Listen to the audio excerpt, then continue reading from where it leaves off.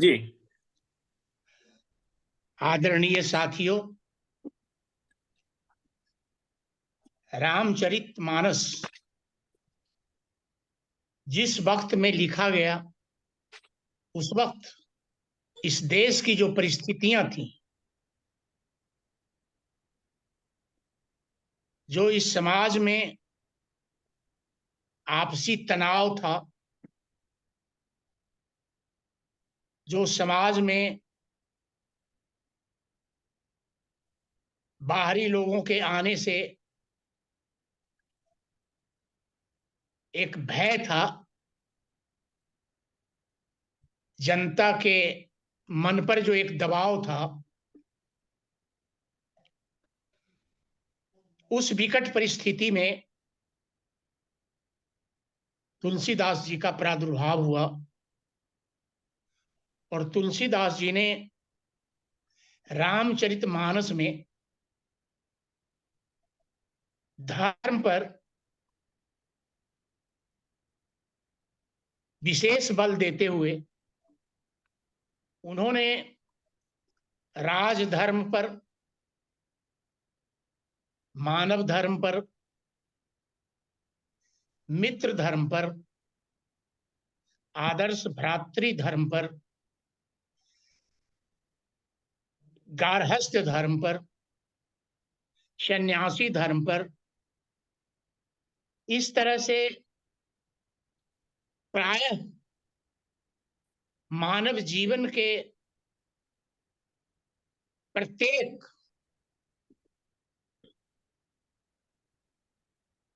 पहलुओं पर ध्यान देते हुए उन्होंने इस महान ग्रंथ की रचना किया। इसके पूर्व जो भी रचना होती थी वो प्रायः ग्रंथ संस्कृत में लिखे जाते थे, आम आदमी की पहुंच वहां तक नहीं होती थी। प्रायः ग्रंथों में विद्वत जनों का प्रवेश था, उन्हीं की समझ थी, लेकिन आम जन के लिए लिख के उन्होंने कहा और बहुत सरल भाषा में बहुत बड़ी बड़ी बात कहा। जैसे रामायण में जब उन्होंने प्रारंभ किया तो उन्होंने धर्म की मर्यादा का भी वहीं से अवलंबन लिया और उन्होंने कहा कि कोई भी शुभ काम करने के पहले हमें अपने बुजुर्गों का, देवों का, ऋषियों का आशीर्वाद पता नहीं, प्राप्त ध्यान नहीं करना, दिया।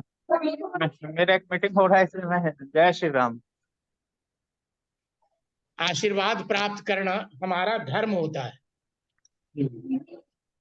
और एक मनुष्य का अपने गुरु के प्रति क्या धर्म होता है, उसके लिए जो भावना उन्होंने व्यक्त किया। रामचरितमानस लिखने के पहले एक शिष्य का अपने गुरु के प्रति क्या धर्म होता है, उन्होंने लिखा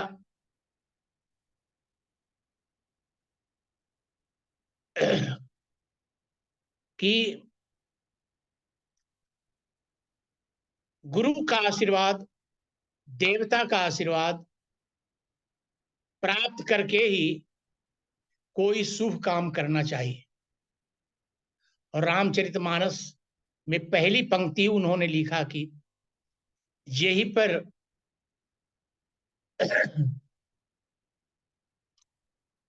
वो ईश्वर की कृपा हो जाती है, उसी को सफलता मिलती है। और इसीलिए उन्होंने प्रारंभ किया, यही सुमिरत सिद्धि होय, गण नायक करिवर वदन। कुछ कहने के लिए, कुछ समझने के लिए समझदारी के जो दो महान देवता हैं, किसी शुभ काम को प्रारंभ करने के लिए गणेश का आशीर्वाद होना चाहिए और सद्बुद्धि पूर्वक कोई बात कहने के लिए सरस्वती का आशीर्वाद होना चाहिए। तो जहां प्रारंभ उन्होंने किया था वहीं उन्होंने पहले ही सेंटेंस में लिखा था, वर्णानामर्थ संघानाम रसानाम छंद शांपी मंगला नाम च करतारो बंदे बानी विनायको। तो बानी और विनायक की उन्होंने वंदना किया। फिर जहां से उन्होंने अवधी भाषा में लिखना किया तो वहां भी उन्होंने लिखा, यही सुमिरत सिद्धि हो गणनायक करिवर वदन करऊ अनुग्रह सोय बुद्धि राशि शुभ गुण सदन। यह भी एक धर्म था। और रामचरितमानस में आगे उन्होंने लिखा है, धर्म न दूसर सत्य समाना। सत्य से बड़ा कोई धर्म नहीं होता है। और सत्य को उन्होंने साक्षात परमेश्वर का स्वरूप माना। सत्य आचरण से बड़ा कोई धर्म नहीं होता है। और सिर्फ इसी एक बात को लेकर अगर कोई आगे बढ़े, और आप जानते हैं हमारे यहाँ महात्मा गांधी के जीवन पर इस बात को महात्मा गांधी बार बार दोहराते थे, धर्म ने दूसर सत्य समाना। और गांधी ने सत्य को जीवन का आधार बना लिया और इसीलिए वह इतना बड़ा कार्य कर सके। दूसरे ऋषि और मुनियों ने भी, अनेक जनसेवकों ने भी, जिसने इस पर अमल किया और इसको उन्होंने अपने जो सोचना वही बोलना, जो बोलना वही करना, ये हमें रामचरितमानस में बहुत अच्छी तरह गोस्वामी तुलसीदास ने सिखाया है। एक घटना बताऊं, पति और पत्नी के बीच में अगर कोई बड़ा से बड़ा व्यक्ति भी, दोनों में समझदारी न रहे,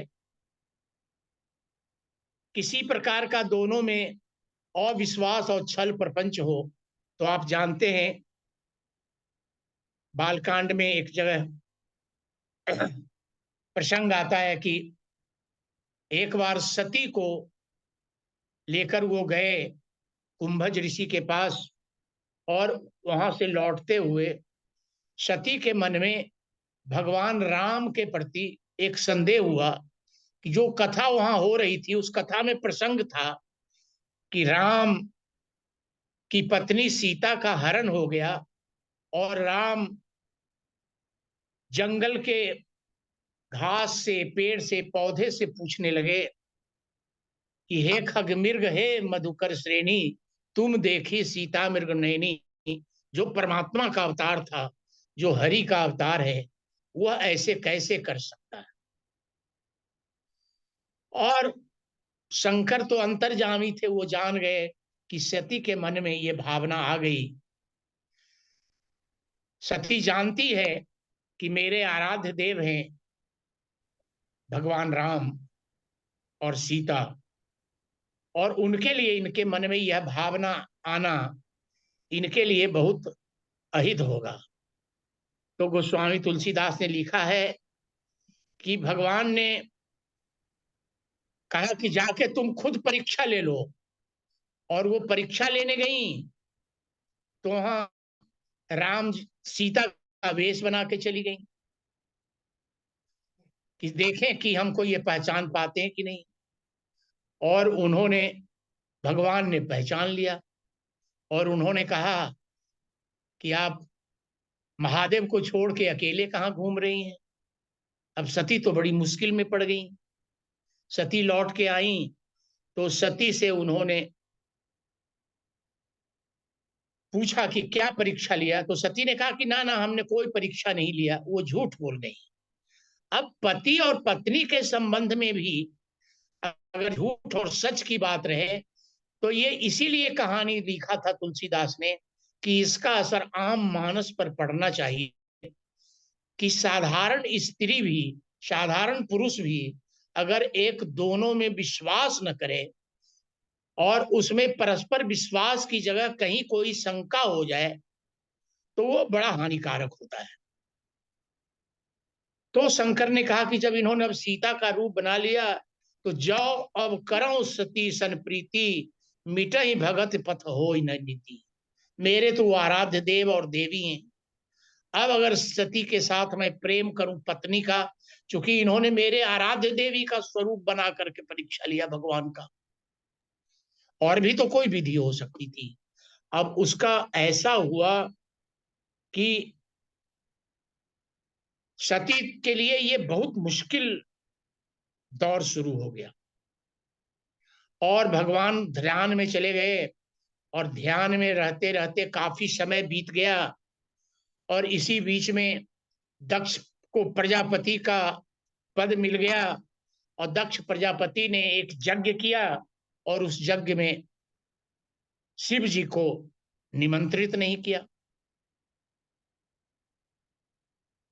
अब सभी देवता तो जा रहे थे उसी रास्ते से। सती से कुछ लोगों ने मिलके कहा भी कि हम आप यही हैं, आपके घर जा रहा हूं, आपके पिता ने बहुत बड़ा यज्ञ किया है, और उस यज्ञ में अगर आप नहीं रहेंगी तो फिर कैसे काम बनेगा। अब इन्होंने अपने पति से पूछा कि अब हम को भी जाना चाहिए, आप ध्यान में रहते हैं, देखिए आपके ससुर ने यज्ञ किया है। और उसका नतीजा ये हुआ कि शंकर ने कहा कि हाँ, यज्ञ तो उन्होंने किया है, लेकिन वो मुझसे नाराज रहते हैं, इसीलिए आपको भी आमंत्रित नहीं किया, और जहां निमंत्रण न मिले वहां न जाना चाहिए।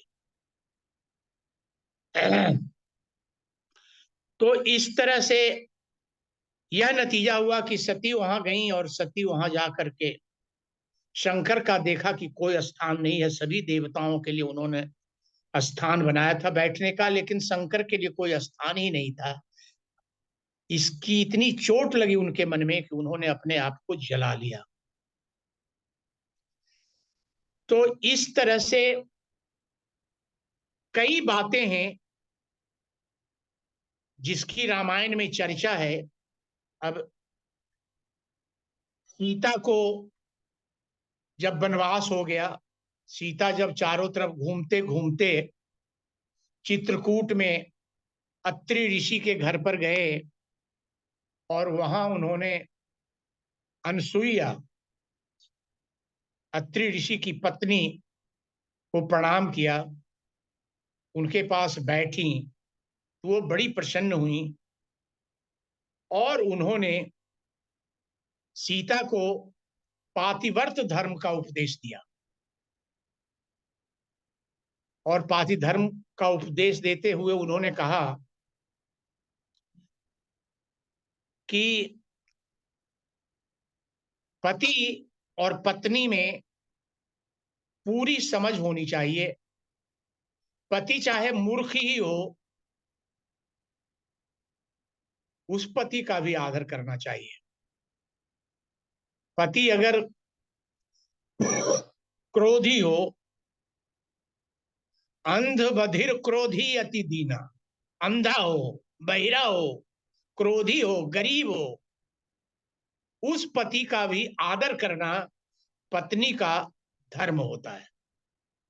अब वो पातिव्रत धर्म के कई नियम बताए हैं, और उन नियमों का सार यही है कि एक पत्नी को चाहे पति जैसा भी हो, जिससे विवाह हो गया, वह चाहे जैसा भी है, उसके साथ पत्नी को अनुकूल रहना चाहिए। पत्नी को अपना धर्म यही कहता है कि हमें पति चाहे जैसा भी हो, इसके साथ हमें कोई विवाद में नहीं पड़ना चाहिए, हर तरह से उसका साथ देना चाहिए। यही पत्नी का धर्म है। अब भाई के धर्म पर भी उन्होंने चर्चा किया। अब भाई के धर्म पर है कि आप जानते हैं, लक्ष्मण जी को मेघनाद ने मूर्छित कर दिया, किसी तरह से उनको होश नहीं आ रहा था। तो व्याकुल होते हुए थे, राम जी तो भगवान के अवतार ही हैं, लेकिन उन्होंने भावावेश में कहा कि जौ जन तौ बन बंध बिछो, पिता बचन मन त्यों नहीं हो। भाई भाई का संबंध इतना महत्वपूर्ण होता है कि अगर मैं जानता कि हमारा भाई इस तरह से हमें छोड़कर जाने लगेगा, हमें छोड़कर इस दुनिया से चला जाएगा, तो पिता ने मुझे वनवास दिया था, अगर यह बात मैं जानता तो मैं पिता की आज्ञा नहीं मानता, मैं जंगल में आता ही नहीं। अब ये भ्रातृ धर्म की एक पराकाष्ठा है। अब यहाँ प्रश्न उठता है कि पिता वचन मानता हूं नहीं, पिता वचन मानता हूं नहीं, इसका इसको समझना चाहिए। ऐसा होता, ऐसा जानता तो मैं ऐसा करता। ये एक भावना है, ये भावावेश का वचन है। क्योंकि भगवान तो बचपन में जब से होश उन्होंने संभाला, होश संभालने पर भगवान क्या करते थे? प्रात काल उठ के रघुनाथा, मातु पिता गुरु नावहि माता।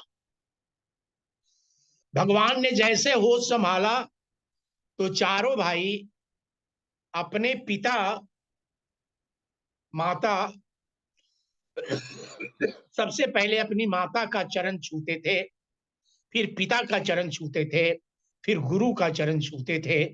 उनसे आशीर्वाद लेकर के ही दैनिक कार्य में लगते थे। अब ये जो धर्म है, ये इतना बड़ा धर्म है कि इससे व्यक्तित्व का भी निर्माण होता है, चरित्र का भी निर्माण होता है। और ये उस उस व्यक्ति का जो ऐसा आचरण करता है, उसको माता और पिता से धर्म भी मिलता है। क्योंकि माता और पिता से बड़ा शुभ चिंतक, बड़ा कल्याणकारी और कोई दूसरा व्यक्ति नहीं हो सकता है। माता पिता और गुरु का स्थान बहुत बड़ा है। और इसी तरह से धर्म के बारे में आगे जब चर्चा करते हैं तो आप जानते हैं कि कैकेयी ने वनवास दिलवाया था और राजा दशरथ ने वनवास दिया था। लेकिन उस वक्त का नियम यह था कि रघुवंश में जो बड़ी महारानी होती थी, वो पिता के वचन को, महाराज के वचन को, राजा के वचन को तोड़ सकती थी। उसके विपरीत इसको भी आज्ञा देने का अधिकार होता था, जो प्रधान पत्नी होती थी। अगर एक पत्नी हो तब भी, और कई पत्नियां हो तब भी, जो सबसे बड़ी पत्नी होती थी उनको राजदंड जो मिलता था उसको भी नष्ट करने का, उसको रोकने का अधिकार होता था। लेकिन जब राम से पूछा कि पिता ने तुमको वनवास दिया है तो मुझको अधिकार है, मैं इसको रोकती हूं। लेकिन मर्यादा की बात देखिए कि एक बेटा और बुढ़ापा का पुत्र, उसको वनवास मिला है और पुत्र कहता है कि मां, इसमें माता की भी स्वीकृति है। अब कैकेयी शौत है, कैकेयी की भी इसमें सहमति है। यह सुनते कौशल्या कहती है कि अगर माता की भी स्वीकृति है तो मैं कोई आज्ञा नहीं दूंगी। तब तुम्हारा कल्याण इसी में है कि तुम पिता के वचन का पालन करो। अब यह भी एक मर्यादा है।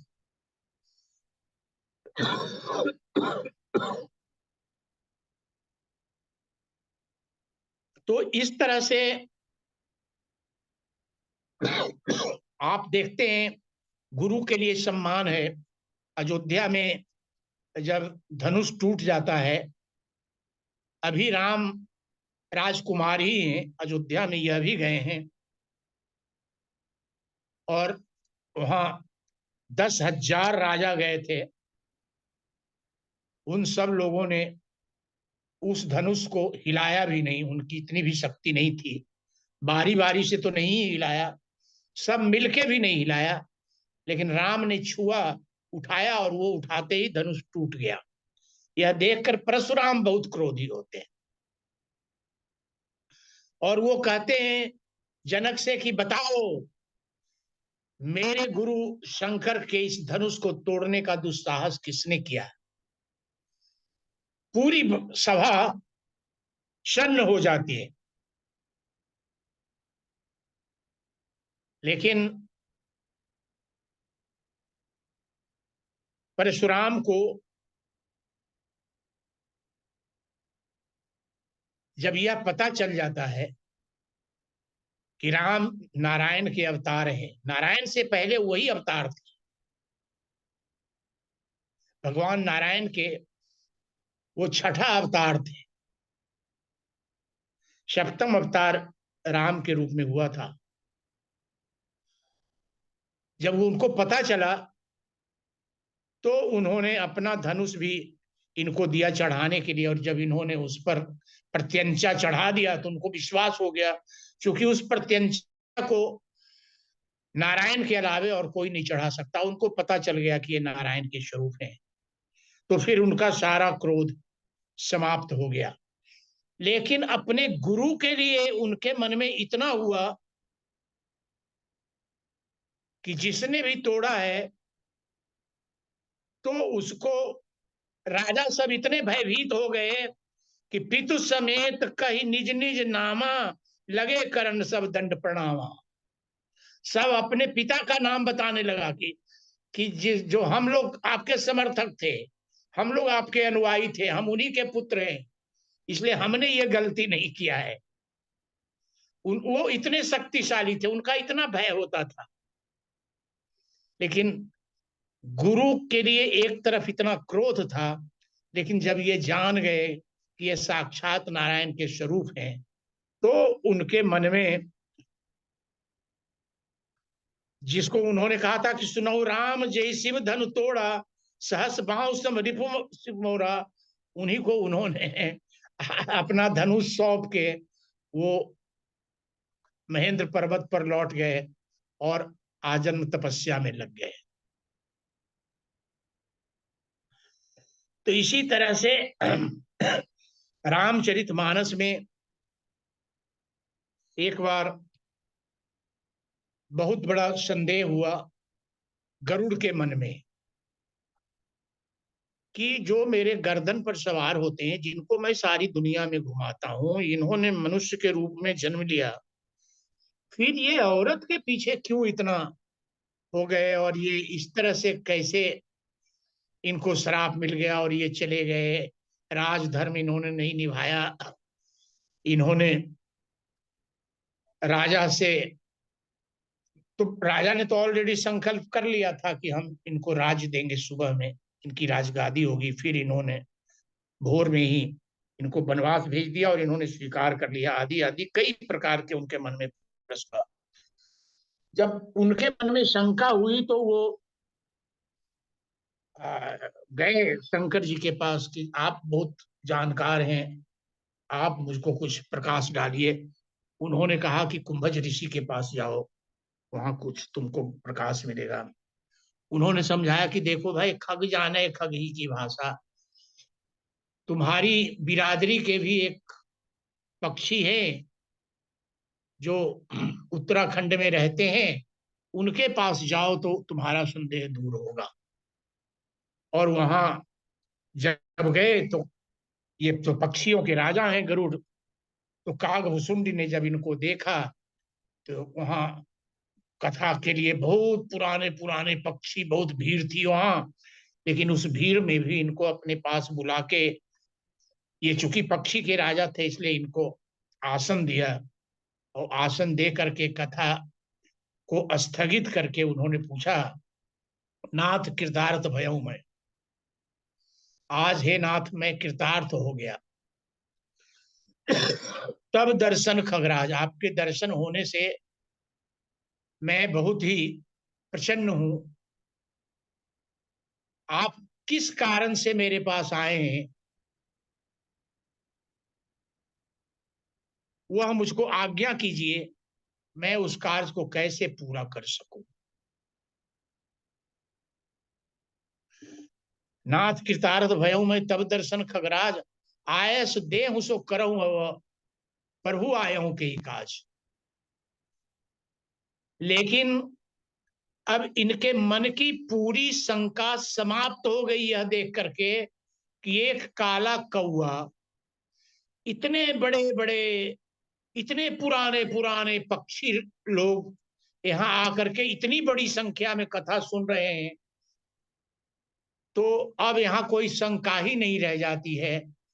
तो इन्होंने कहा कि गेहूं मोर संदेह, मैं जिस काम से आया था मैंने आपको देखा, और आपको देखने के बाद मेरा संदेह समाप्त हो गया। सुनो तात यही कारण आया सो सब भयऊ गयो तब, तुमको देख करके ही मेरा सारा संदेह दूर हो गया, जिस काम से मैं आया था वह काम समाप्त हो गया। और वो 5 दोहे में कागभूषुंडी जी ने बड़ा अच्छा संवाद है, और कागभूषुंडी जी ने बहुत सरल भाषा में उसको लिखा है, और वो पढ़ने योग्य है। 5 उसमें सब, उस 5 दोहा के पढ़ने से संपूर्ण रामायण के पढ़ने का लाभ होता है। तो इसलिए राजधर्म के बारे में, और अभी आप बता रहे थे एक चौपाई की, अब देखिए ये धर्म ही था, राजा का जो धर्म होता है, जो राजधर्म होता है, इसका ही सबसे सुंदर निर्वाह किया है। और उस राजधर्म के कारण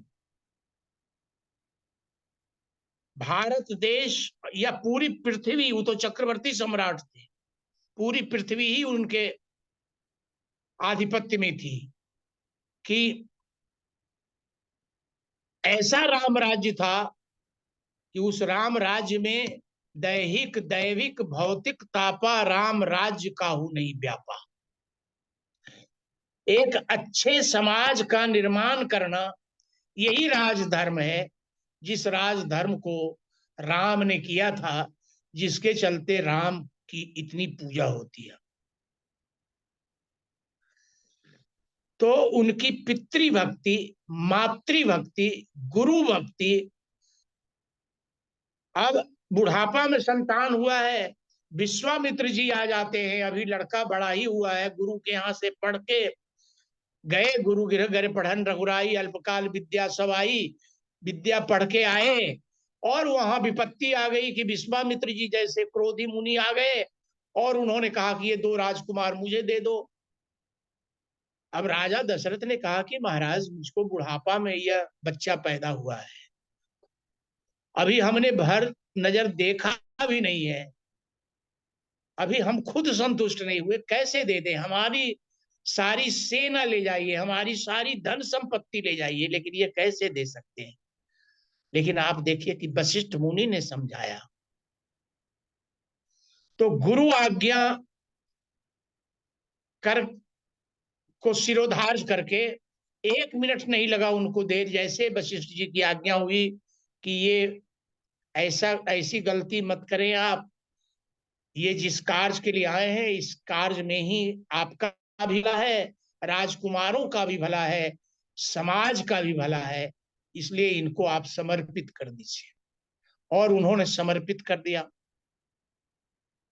और वो गए, और जाते ही सबसे पहले तारका को उन्होंने मार दिया, मारीची को उन्होंने ऐसा बाण मारा कि वो एक बार लंका चला गया। तो अगर वहां नहीं जाते तो इनको जस कैसे मिलता। अब गुरु का की दृष्टि कहाँ होती है, गुरु की जो दृष्टि होती है वो बहुत अपार दृष्टि होती है। गुरु पद नख मणिगण ज्योति, सुमिरत दिव्य दृष्टि वो होती है। जो सच्चे मन से गुरु के चरण के नख का भी दर्शन करके कोई संकल्प लेता है, उसको जीवन में हर प्रकार की सिद्धि हो जाती है। गुरुर् ब्रह्मा गुरुर्विष्णु गुरुर्देवो महेश्वर गुरु साक्षात परब्रह्म तस्मै श्री गुरुवे नमः। अब देखिए कि चारों भाई पढ़ने गए हैं, चारों भाई पढ़ने के लिए गए और थोड़े ही दिनों में सारी शिक्षा की प्राप्ति हो गई। ये कैसे प्राप्ति हो गई? ये गुरु का शिष्य के प्रति जो धर्म था, इसका सबसे बड़ा अच्छा उदाहरण था कि गुरु गोविंद दोनों खड़े, काको लागू पांव, बलिहारी गुरु आपनो जिन गोविंद दियो बताए। गुरु का स्थान जीवन में बहुत बड़ा होता है। गुरु की कृपा और गुरु के आशीर्वाद का बड़ा महत्व होता है, और वो महत्व भगवान राम के लिए भी था, वो कृष्ण के लिए भी था। इसलिए रामचरितमानस में तो जो एक एक चौपाई है, एक एक प्रसंग जो है, वह बहुत ही महत्व का है। और इसमें तो संपूर्ण रामायण में धर्म की ही चर्चा है, हर पंक्ति में धर्म है,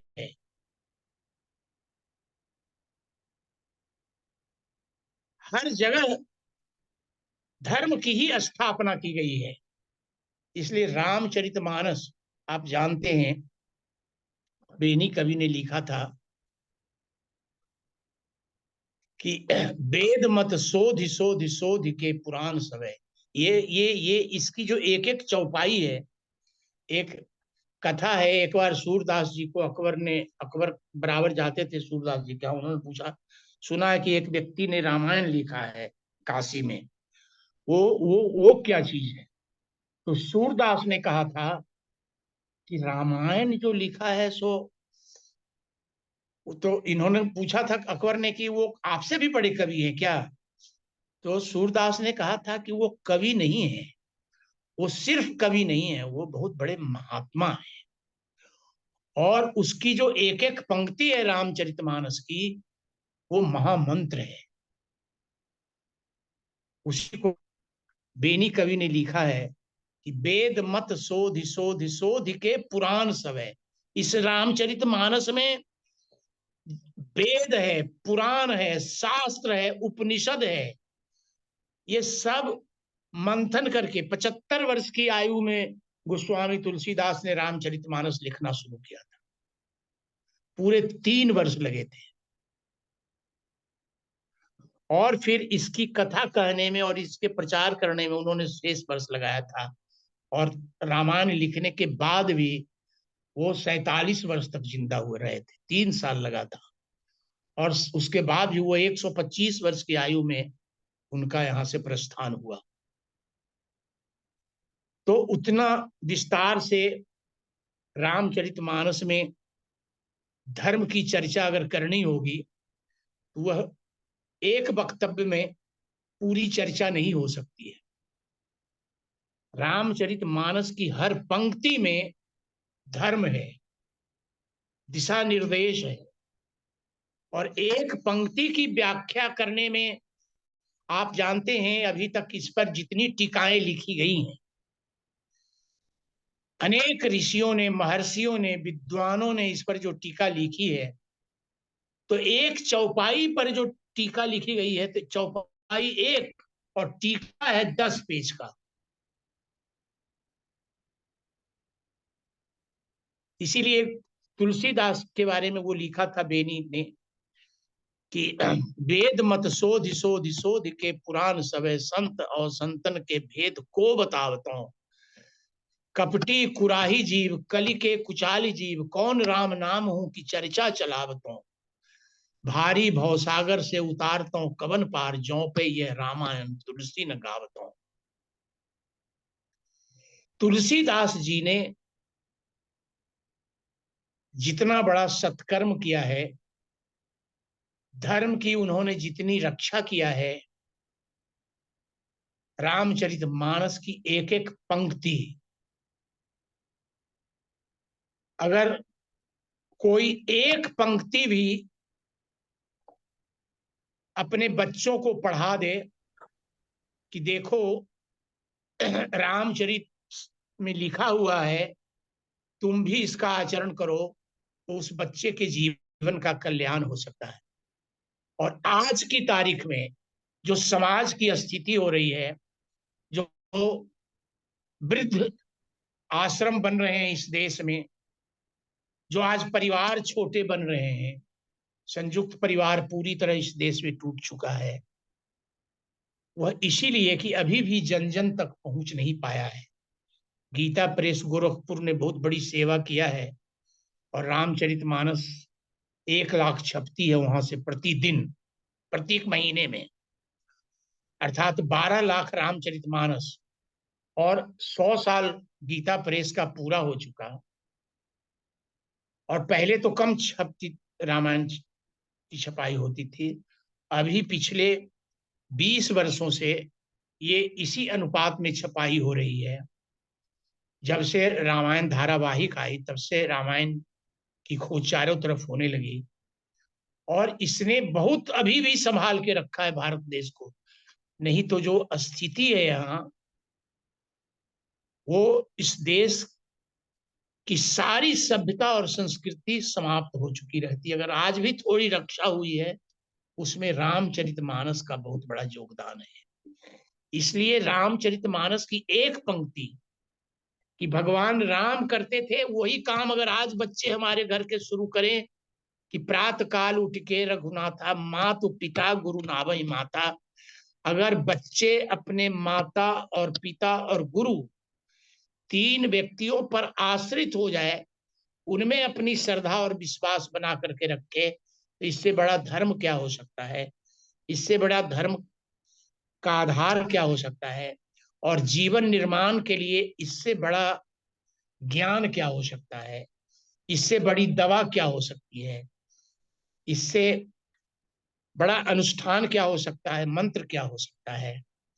उसी तरह से संपूर्ण रामचरितमानस में धर्म की व्याख्या की गई है। और रामचरितमानस में हम कुछ ज्यादा समय तो नहीं ले लिए रे। जी, आपका समय हो चुका है। आप इसको हम 5 सॉरी, मिनट हम में, सॉरी, हाँ, हम 5 सॉरी। मिनट और आपको मिल जाते हैं। अच्छा, जी। तो इसी तरह से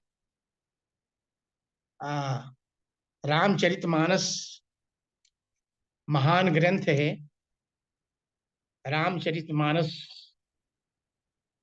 के लिए जो आप लोग कार्य कर रहे हैं, आप लोग बहुत धन्यवाद के पात्र हैं।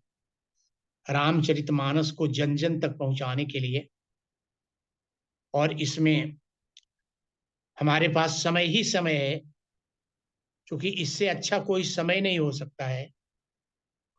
और इसमें समाज के निर्माण के लिए इससे अच्छा ग्रंथ कोई लिखा ही नहीं गया। और वेद में जो बातें हैं वो तो बड़े बड़े विद्वान नहीं समझ पाते हैं, और उसमें तो सारे सूत्र हैं। अब उसकी व्याख्या बहुत लोगों ने किया है। पंडित श्री राम शर्मा आचार्य ने बहुत सरल भाषा में वेद की व्याख्या किया है, उसका अनुवाद भी किया है। कई लोगों ने अनुवाद किए हैं। लेकिन रामचरितमानस सर्वोत्तम ग्रंथ है, और यह समाज के निर्माण के लिए, व्यक्तित्व के निर्माण के लिए बहुत उपयोगी है। और आप लोग जो कार्य कर रहे हैं, चाहे युवाओं के निर्माण के लिए, चाहे विद्यार्थियों के नव निर्माण के लिए, उसमें हमारा सहयोग जितना आप देंगे। और रामचरितमानस पर तो आप जानते हैं कि 1 महीना में भी कहा जा सकता है, 1 साल में भी पूरा नहीं किया जा सकता है। लेकिन अगर इसके माध्यम से समाज की सेवा किया जाए, तो ये हम लोगों का मानव धर्म है, और मानव धर्म निभाने में हम बराबर आपके सहयोगी रहेंगे। आपने मुझे बुलाया और समय दिया, आपको बहुत धन्यवाद। धन्यवाद श्री राम नगीना जी। आपने बहुत विस्तार पूर्वक चीज़ों का वर्णन किया, यहाँ पर बताने की प्रयास किया। समय कम था, समय की बाध्यता है। हमारे साथ बहुत ही वरिष्ठ प्रशासनिक अधिकारी और साथ ही साथ हमारे पुराने साथी श्री आरवी सिंह जी जुड़े हुए हैं।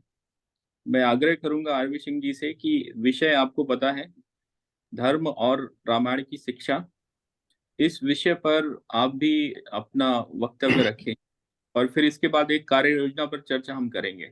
आपके पास 30 से 40 मिनट, 30 से 45 मिनट है हाँ। आरवी सिंह जी, आदरणीय। धन्यवाद अभिषेक। असल में क्षमा करिएगा, मैं बहुत देर से ट्राई कर रहा हूँ, मेरा वीडियो ऑन ही नहीं हो रहा है, तो मैं आपके सामने नहीं आ पा रहा हूँ। मुझे पता नहीं मेरी आवाज भी आप तक पहुंच रही है कि नहीं पहुंच रही है।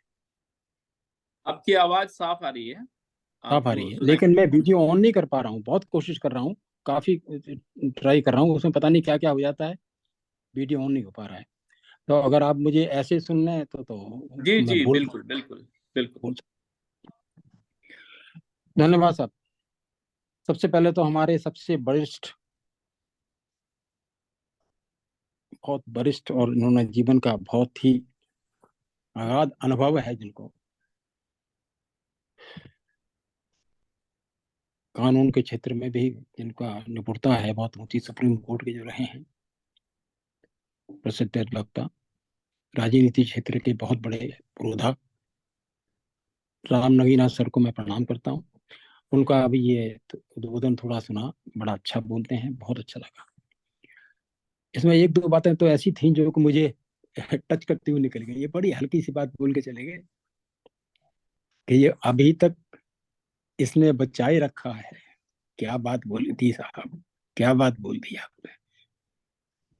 100%। मुझे नहीं मालूम दूसरे प्रदेशों में क्या है, लेकिन इतना मैं जानता हूँ, राजस्थान, मध्य प्रदेश, उत्तर प्रदेश, बिहार और ये पार्ट ऑफ हरियाणा, यहाँ तक जो गांव का आदमी, जो बेचारा पढ़ा लिखा आदमी नहीं है, कुछ भी नहीं है, वो रामचरितमानस के चौपाई चाहे कैसी विकृत हो, उन विकृत शब्दों से ही प्रेरणा लेकर के चल रही है दुनिया साहब, उसी को कानून मान के चल रहे हैं।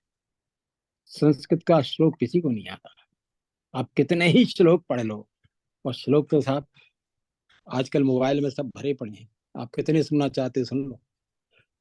लेकिन ये रामचरितमानस की एक छोटी आधी आधी सी पंक्ति कहीं आ जाती है, उससे प्रेरणा लेकर के जीवन लोगों का चल रहा है, और इसने बांध के रखा हुआ है, बड़ी भारी शक्ति दी है इसने, इसमें इतनी अपार शक्ति निहित है कि कहना मुश्किल है। हम बहुत आभारी हैं, उनके मुंह से ये वचन निकले, बहुत अच्छे निकले। अभिषेक जी और रामनेगीनाथ सर जी अगर हाजिर हैं, गए नहीं हैं, तो एक अनुमति उनसे मैं जरूर चाहूंगा जी जी। कि बहुत सारे विषय पर वो बोल चुके हैं। धर्म के क्षेत्र में राम ने जो अपने दिखाया, वो देख बहुत कुछ बोल चुके हैं, क्योंकि हमारे यहाँ तो हर क्षेत्र में व्यक्ति का अलग अलग धर्म है साहब। ये कहा जाए एक पर्टिकुलर धर्म का ये ये डेफिनेशन है, वो संभव नहीं है हमारे यहाँ तो। नहीं, एक व्यक्ति है, उसके नाना प्रकार के रूप हैं, हर एक आदमी के, वो किसी का चाचा है, किसी का मामा, किसी का फूफा, किसी का बेटा, किसी का बाप, पता नहीं क्या है, हर रिश्ते में उसका एक धर्म है। उस पूरा क्या धर्म होना चाहिए वो सब इसमें लिखा हुआ है। जो सॉल्यूशन किसी कानून की किताब में न मिले, गारंटी है जो यहाँ के विद्वान लोग बताते हैं, और थोड़ा बहुत मैं भी अपना विश्वास करने लगा हूँ कि हर प्रॉब्लम का सॉल्यूशन सॉल्यूशन रामचरितमानस में है, अवेलेबल है। बहुत बड़ी बड़ी विचित्र चीजों का, ऐसी सिचुएशन हम सोच भी नहीं सकते, उनका सॉल्यूशन भी अवेलेबल है।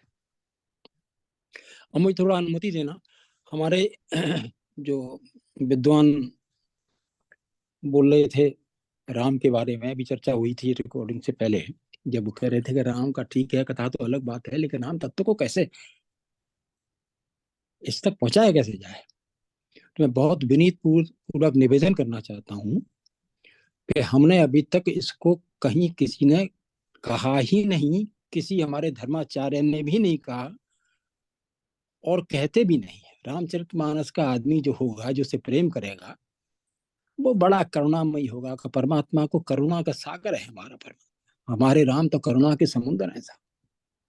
तो उस करुणा के समुद्र के जब हम उसके दास हैं, उसको उनसे हम प्रेरणा ले रहे हैं, तो कुछ हमारे अंदर भी आती है। तो हम ऐसा कुछ नहीं कहना चाहते जैसे कोई दूसरों के, किसी दूसरे आदमी को किसी प्रकार का कोई कष्ट पहुंचे, कोई ग्लानि हो। नहीं तो साहब, कुछ भी कहने के पहले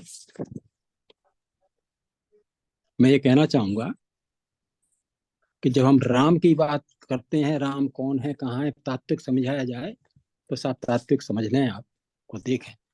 उत्तरकांड का दोहा नंबर 92 के पहले का एक छंद है, एक एक शब्द पे गौर करें आप। निरुपम न उपमा आन, ऐसी चीज जिसकी उपमा हो ही नहीं सकती, उपमा नहीं दी जा सकती। मैं बता नहीं रहा हूँ, मुझसे बोल नहीं रहा हूँ, लेकिन जिन लोगों ने वो फालतू के नाम साथ में लगा दिए राम के साथ, हरे हरे फलाने भी हरे हरे, ये भी हरे हरे बोला, ये क्या बात है, ये क्या बात है? ये जानबूझ के षड्यंत्र के तहत किया गया है। निरुपम न उपमा आन, राम समान राम निगम कहें। तुलसीदास बोल रहे हैं, राम समान कौन है? कोई नहीं है, राम ही है। हम अपने दिमाग से और संस्कृत के श्लोक गा गा के अध्याय का नंबर दे के अगर सिद्ध करना चाहें कि ये बात है, झूठी बात है। हम अपने आप को धोखा दे रहे हैं, दुनिया को भी धोखा दे रहे हैं। राम तो राम ही है, राम की उपमा हो ही नहीं सकती, राम ही है। निरुपम न उपमा आन, राम समान राम निगम कहें। ये सिद्धांतिक बात कही है। सैद्धांतिक में क्यों बोल रहा हूँ? रामनगीनिया सर हैं क्या अभी जुड़े हुए? हेलो? जी जी हैं। हैं, जरा उनकी आवाज बताएं मुझे थोड़ा, है अगर बोलने थोड़ा, अगर हैं तो, नहीं तो आगे बोल नहीं पाऊंगा मैं। वो चले गए होंगे। नहीं नहीं, चले नहीं गए। वो हैं, उनका शायद माइक म्यूट पर है। हाँ, माइक वाइक जैसा भी है। बड़ा सुना है अब, क्योंकि वकील कह रहे हैं तो मैं उनको सिद्ध करना चाहता हूँ यहीं से कि ये शब्द जो मैं बोल रहा हूँ कि निरुपम उपमा आन, राम समान राम निगम का है, ये शब्द किसके हैं? ये शब्द हैं काकभूषुंडी के। काकभूषुंडी जी हमारे मानस के सुप्रीम कोर्ट के चीफ जस्टिस हैं। और आपको एक और, चलो एक थोड़ा क्षमा करना अभिषेक जी, विषय वस्तु से थोड़ा हटके एक 5 मिनट के लिए अलग मैं दर्शन कराना चाहता हूँ। और मैं आपको ये बताना चाहता हूँ, और श्रोता भी, आप जो भी हैं बड़ा गौर करके सुन लें इसको, कि आजकल कानून की जो व्यवस्था आपने बनाई हुई है, जो अंग्रेज बना के चले गए, कि पहले साहब नीचे लोअर कोर्ट होगा, फिर डिस्ट्रिक्ट एंड सेशन जज होगा, उसके ऊपर हाई कोर्ट होगा, और फिर सुप्रीम कोर्ट होगा। ये व्यवस्था आज की नहीं है साहब। ये व्यवस्था इस रामचरितमानस की दी हुई है, 100% वही दी हुई है। और मैं आपके सामने बताता हूँ, अगर कोई सुनना चाहे तो आपको मैं सिद्ध करके दिखाता हूँ कि ये वहां से ली गई है व्यवस्था। और जो काले काले कोट पहन के हमारे सुप्रीम कोर्ट में जो लोग घूमते हैं ना, जो ये काक भुसुंडू के ही साथीगण हैं, ये समझ लीजिए आप आपको आनंद आ जाएगा कि काक भुसुंडू जी जो काले वस्त्र पहन के रहते हैं, वही सुप्रीम कोर्ट में भी लोग रहते हैं। चलिए मैं आपको एक छोटी सी इसकी वो बताता हूँ। धर्म की बात तो आई थी, बता रहे थे आप, एक मित्र धर्म भी इन्होंने बताया, और बहुत कुछ है। किष्किंधा कांड को इसका हृदय कहते हैं रामचरितमानस का। किष्किंधा कांड में मित्र धर्म भी बताया है। लेत देत मन संकन धरई, परिमाण बिल्कुल जो व्यावहारिक बात होती है बताइए, फालतू बातें नहीं बताएंगे कि ऐसा ये होता है, सांस चढ़ेगी तो फलाना, ऐसा फालतू बातें नहीं, जो व्यावहारिक बात होती है वो कहिए। लेत देत मन संकन धरई, और बल अनुरूप सदा हित करही, तो मित्र है। और अगर ये इस पैमाने पर, इस बैरोमीटर में सही नहीं बैठता है तो मित्रता नहीं है, वो जान पहचान हो सकती है, कुछ और व्यवहार ही है। व्यवहारिक मित्रता का कुछ और चीज होती है। ऐसे ही हर चीज के धर्म में, दंपति धर्म आचरण का मनुष्य प्रकरण आया, पहला ही है दंपति धर्म। बताइए, पति धर्म पत्नी धर्म तो बात की बात आई, दंपति धर्म की बात कह रहा है कि अंत। और भगवान शिव अपने आचरण से बता रहे हैं, जो अर्धनारीश्वर कहे जाते हैं, आधे शिव आदि पार्वती, अर्धनारीश्वर, ये है दंपति का धर्म। उस पर आगे चर्चा कही जा सकती है बहुत कुछ, लेकिन मैं सोच रहा हूँ कि आपको थोड़ा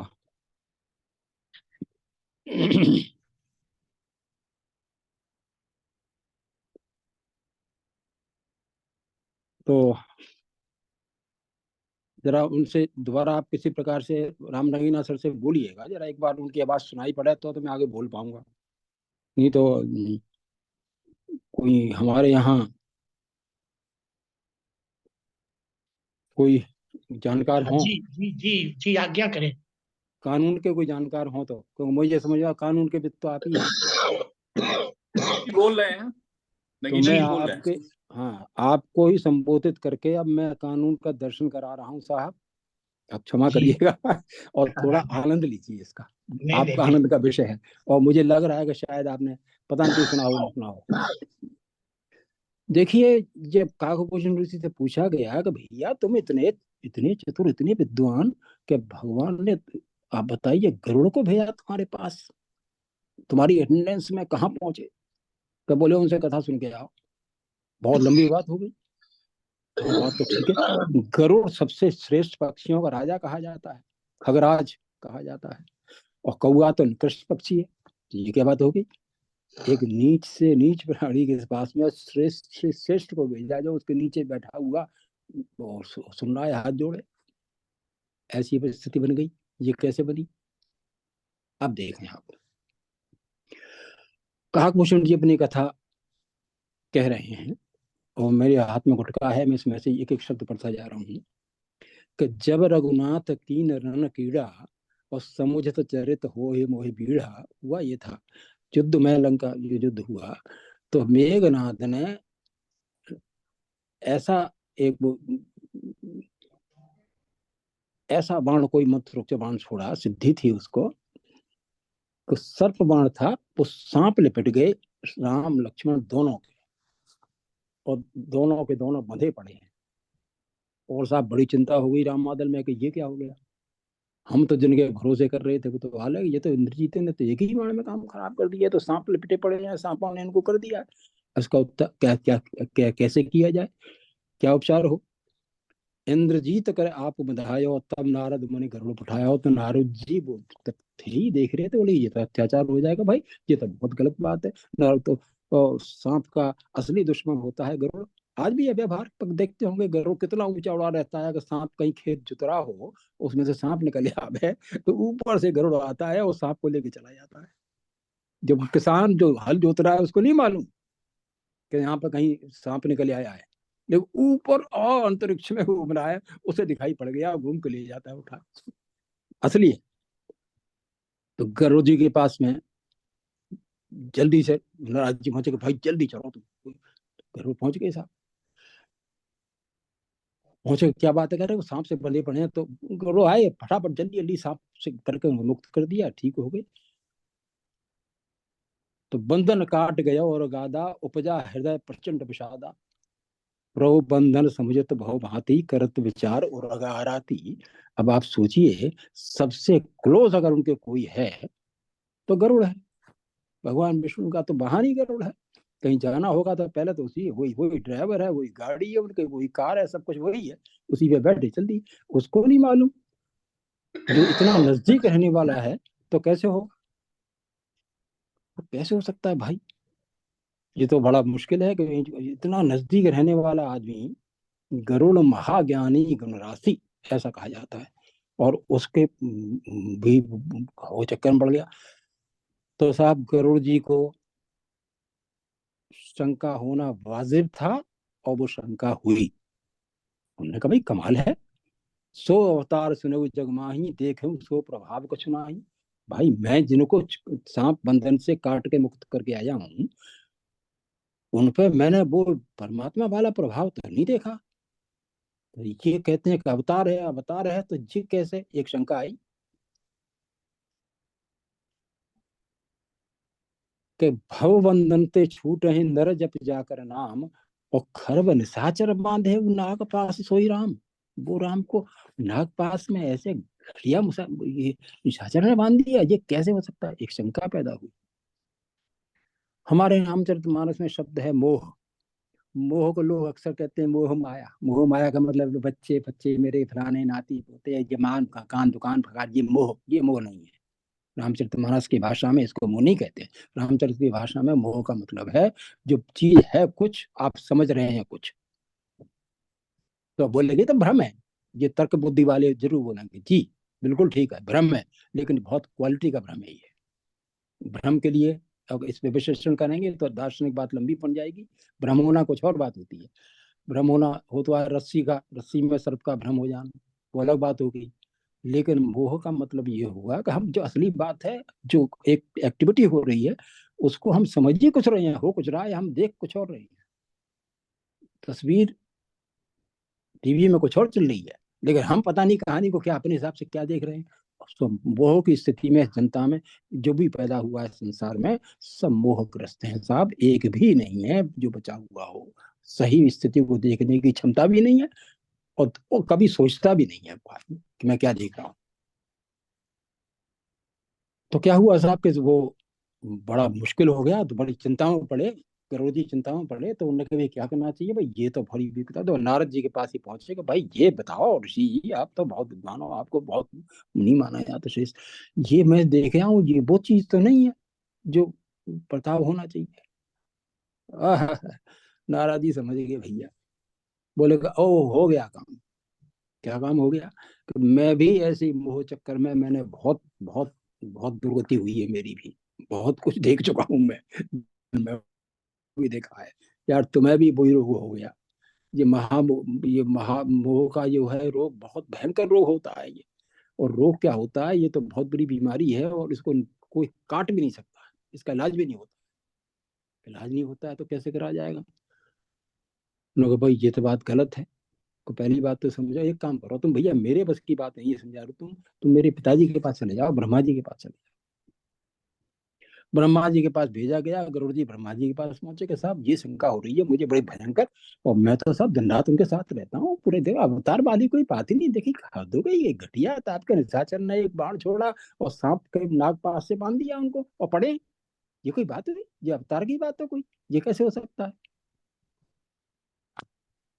तो सर जी आप सोचिए, ब्रह्मा जी जो है सृष्टि के रचयिता, इतनी बड़ी कुर्सी में बैठे हुए, वो डिस्ट्रिक्ट एडमिनिस्ट्रेशन जज की कुर्सी पे बैठे हैं। नारद जी मजिस्ट्रेट थे, उन्होंने मामले को देखा कि ये इसको कंसिडरेशन के काबिल है, ये बीमारी तगड़ी है, इसकी सजा भी बहुत तगड़ी है, और इसका डिसीजन मैं कुछ कर नहीं सकता, तो इसको फॉरवर्ड करके उन्होंने डिस्ट्रिक्ट एंड सेशन जज के पास बड़े कोर्ट में भेज दिया। ब्रह्मा जी के पास में कोर्ट में मुकदमा पहुंचा, और ब्रह्मा जी ने सुना मुकदमा क्या है कि साहब महामोह का मुकदमा है, ये कह रहे हैं कि ये पता नहीं ये जो अवतार वाली बात तो मैंने कोई देखी नहीं। तो राम रहीना सर समझ पाएंगे इस बात को कि ये बात क्या हुई साहब, इसका मतलब you are denying the existence of the sovereignty, जो सोवरेन पावर है उसकी एग्जिस्टेंस को ही आप डिनाई कर रहे हो। अगर मान लीजिए सत्ता है, राज सत्ता की एग्जिस्टेंस को, उसकी सोवरेनिटी को आप डिनाई कर रहे हो कि ये तो लगता ही नहीं है ही नहीं, बोले ये तो बड़ी खतरनाक बात है। तो मालूम है इसको क्या कहते हैं, अगर तुमने इसको कहीं जरा 4-6 और आदमियों से कहीं कह दिया, डिस्कस कर लिया, तो बोले कि मेरा सजेशन ये है कि ये बात तुम डिस्कस किसी से नहीं करोगे, बिल्कुल बोलोगे नहीं। जिस तरह से तुमने मेरे कोर्ट में बोला है आके ये बात, वो ठीक है, उतनी बात को हम समझ सकते हैं। अदरवाइज तो ये मुकदमा बनेगा waging war is the state. अगर आप डिसमिनेट करोगे बात को, तो ये मुकदमा सीधा सीधा बनता है कि you are waging war, spreading distrust of the people against sovereign. आप डिस्ट्रस्ट पैदा कर रहे हो, लोगों के विश्वास को आप तोड़ रहे हो, कमाल कर रहे हैं तुम। इतनी बड़ी बात है, पूरी दुनिया इस पे चल रही है, और फिर तुम उसका विश्वास तोड़ रहे हो, तुम पर बहुत बड़ा मुकदमा लगेगा और आजीवन कारावास की सजा हो जाएगी। बड़ा मुश्किल काम है ये कैसे कर रहे हो। तो एक काम करना कि भाई मैं तो नहीं कह सकता, आप इसमें कुछ कहला, मेरी जुरिडिक्शन में भी आता नहीं है ये। अब ये इसमें जुरिडिक्शन बनता है हाई कोर्ट का, तो मैं तुम हाई कोर्ट में भेज देता हूँ। बस इतना निवेदन करता हूँ कि आते जाते कहीं महापुरुष ऐसा मत कर देना कि कहीं किसी को चर्चा कर बैठो, 4-6 आदमी को और दिमाग में किसी के में शंका पैदा कर दो, मत कहना। ये उन्होंने बोला। तब बोले विद गिरा सुहाई कि जान महेश राम प्रभुताई। तो बोले कि भाई एक बात बताऊं मैं, कि ये जिस सब्जेक्ट की बात आप कह रहे हो, ये सब्जेक्ट विषय हमारा नहीं, ये राम की प्रभुताई को शंकर भगवान जानते हैं, वही असली चीज है। वो हाई कोर्ट में जो आप जाओ, मैं आप भेज देता हूँ, बैन ते शंकर पही जाऊ, उनके पास जाओ। और बड़ी बड़ी इंपॉर्टेंट वर्ड्स हैं कि तात अनथ पूछहु जन काहू, और किसी से बात करने की जरूरत नहीं है, नहीं तो this will be section 121A, waging war against the state. Bhagat Singh को फांसी हो गई थी उस पर, तुम्हें फांसी लग जाएगी और तुम्हें कोई सुनेगा भी नहीं, बहुत तगड़ी सजा है इसकी। और ये साहब कैसे बात है, तो परमातुर विहंग पते। अब तो साहब घबरा गए, तो शंकर जी के पास पहुंचे। शंकर जी बोलते हैं कि भैया, उस वक्त मैं कुबेर के घर जा रहा था, तो रास्ते में था, तो मुझे रास्ते में पहुंच गए, रास्ते में मिले। अरे भाई कमाल की बात है, मैं जब अदालत में कोई बैठे, कुर्सी पे बैठे, तब तो उसकी पावर की बात है, तो रास्ते में चलते फिरते तुम कर रहे हो, तुम्हारा सजा सुनाएंगे, वो क्या सुनूं तुम्हारी बात में, जब बैठेंगे तब सुन लेना। लेकिन एक बात जरूर है, तुम्हारी बात सुनने के बाद शंकर जी कह रहे हैं कि तुम एक काम करो, कि ये इसका कोई निर्णय हम सुन भी लेंगे तो भी नहीं कर पाएंगे, हमको मालूम हम नहीं कर पाएंगे, ये मुकदमा सुप्रीम कोर्ट में जाना ही जाना है, और आपको वहां जाना ही चाहिए। तो कहाँ भेज रहे हैं साहब मुझे, कि सुप्रीम कोर्ट में जाओ और वहां सुनिए, तबई हो सब संशय भंगा, जब बहुकाल करिए सत्संगा। आपको थोड़ी बहुत देर की बात नहीं है, आपको तो बहुत दिन सजा काटनी पड़ेगी, सत्संग सुनना पड़ेगा। महीने 2 महीने 3 महीने की बात नहीं है ये, बहुत दिन बैठोगे, नियमित नहा के धो के बैठोगे, अपनी ड्यूटी करके अपना सत्संग सुनोगे, बहुत जरा तो बड़ी मुश्किल से तुम्हारी शंका का समाधान होगा। और जाना कहाँ पड़ेगा, बोले कि आप काकभूषण जी के पास जाओ, वही हमारे सुप्रीम कोर्ट के सीबीआई हैं। और उनके पास पहुंचे साहब, उत्तर से सुंदर कर नीला तहरा काकभूषण सुशीला, वहां कहते थे। तो गयऊ गरुड़ जहाँ बसाए भुसुंडा, देखो आप, अब इस बात पे भुसुंडी भुसुंडा कैसे प्रयोग करते हैं, ये इसके इसके पीछे भी एक पर्पस है। और इस पे भी जो हमारे विद्वान लोग हैं महीनों निकाल देते हैं सत्संग करने में, बड़ा आनंद आ जाता है, लोगों के आंसू निकल जाते हैं इस बात पे। गयऊ गरुड़ जहाँ बसे भुसुंडा मते कुंडा हरे भगत खंडा, देख सैल प्रसन्न मन भयऊ, माया मोह सोच सब गयऊ, कर तड़ाग मज्जन जल पाना, बटतर गयऊ हृदय हर्षाना, वृद्ध वृद्ध बेहंगत आए, सुने राम के चरित सुहाए। अब वहां पे उनकी कथा प्रारंभ होती है, और आश्चर्य देखिए कि उस सुप्रीम कोर्ट की परिधि में जाकर के जो उन्होंने देखा कि भाई यहाँ तो बड़ी अपार शांति है। हम सोच रहे थे कि भीड़ भाड़ होती होगी वहाँ, पान की दुकान है, फलाना ये वो काम करना, वो तो यहाँ कुछ नहीं है, यहाँ तो बड़ी है। और तरह तरह के एक कौआ नहीं है, यहाँ तो सैकड़ों की तादाद में काले काले कौए बहुत कोट पहने घूम रहे हैं। तो ये तो बहुत, ये बड़ी जगह, बड़ी शांति है। लेकिन उस शांति में पहुंचे साहब, और काकभूषण जी ने उनको सुनाया। अब आप बताइए, काकभूषण जी का मतलब जो मैं बता रहा हूँ कि he is CGI of apex court, supreme court. Supreme court कोई किसी जजमेंट देता है, उसको क्या माना जाता है, वो सिद्धांत माना जाता है। बाकी सारे कोर्ट्स उसको फॉलो करेंगे, वो सिद्धांत हो गया। एक सिर्फ एक जजमेंट सुप्रीम कोर्ट का, बाकी सारे कैसे भी जजमेंट हाई कोर्ट के रहे हों, उन सब के ऊपर हो गया, और वो ही सिद्धांत माना जाएगा, वो माइलस्टोन हो गया, वही होता है। तो काकभूषण जी ने आगे इस चर्चा में जितने बातें बोली हैं, उन सब में सिद्धांत शब्द भी आया है। ये सिद्धांत, ये सिद्धांत, ये सिद्धांत, ये रूलिंग रूलिंग रूलिंग। और इस पे अगर चर्चा हम ज्यादा करेंगे तो टाइम अननेसेसरी वेस्ट ज्यादा हो जाएगा। ये हमारे राम नगीना सर इसको पढ़ें और देखें, तो उन्हें इस दृष्टि से देखेंगे तो उनको रोमांच होगा, और मुझे लगता है कि वो खुशी के मारे व्याकुल हो जाएंगे, बोले कि ये तो हमने कभी नजर से देखा ही नहीं था। आप देखो नजर से, पता लगेगा क्या है। जगह जगह सिद्धांत की बात आ रही है, रूलिंग्स की बात आ रही है, दैट इज अपेक्स कोर्ट। और उस अपेक्स कोर्ट का कहना है कि अनुपम उपमा आन राम समान राम, राम के समान दूसरा कोई नहीं है। आप फालतू के नाम लगाए फिरते हो उनके पीछे, ये भी हरे हरे और वो भी हरे हरे, ये भी लाल लाल वो भी लाल। ये क्या, ये जबरदस्ती पैदा की गई विकृति है, जबरदस्ती पैदा की विकृति है, अननेसेसरी हम समाज को बहकाने की विकृति है। राम का कोई कोई मुकाबला है नहीं, हो ही नहीं सकता, और हो जाएगा तो राम खत्म हो जाएगा, उसी समय खत्म हो गया। और सर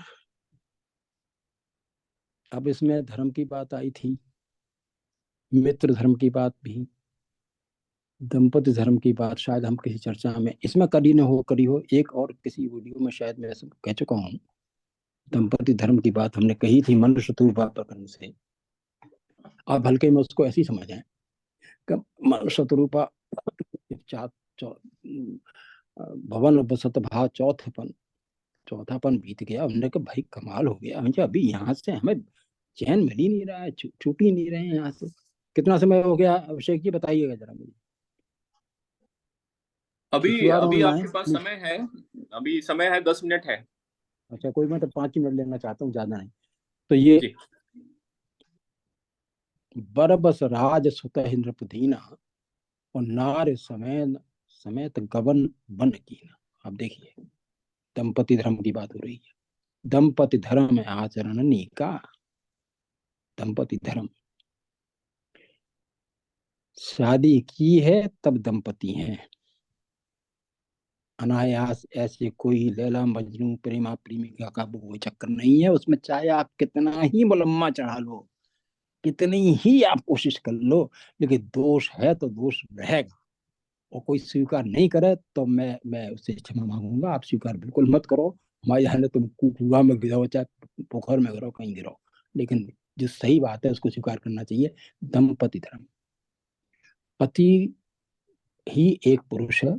पूरा हमारा ये शास्त्र की रचना सांख्य शास्त्र के आधार से हुई है। विशेष तौर से हमारे यहाँ जितने भी दर्शन की जो विधाएं हैं हमारे पास हैं, सांख्य है, वैशेषिक है, न्याय है, मीमांसा है, पूर्व मीमांसा है, उत्तर मीमांसा जो वेदांत है, ये सारी बात, चारवाक दर्शन भी, चारवाक भी है, बौद्ध भी है, जैन भी है, जो तीन के जो एथिस्टिक धर्म माने जाते हैं वो भी हैं। वो सारे के सारे 9 धर्मों के दर्शन आपको केवल उत्तरकांड में हो जाएंगे, सिर्फ उत्तरकांड। और दूसरी कोई किताब इस दुनिया धरती पे है ही नहीं, कोई धरती पे कोई किताब नहीं है।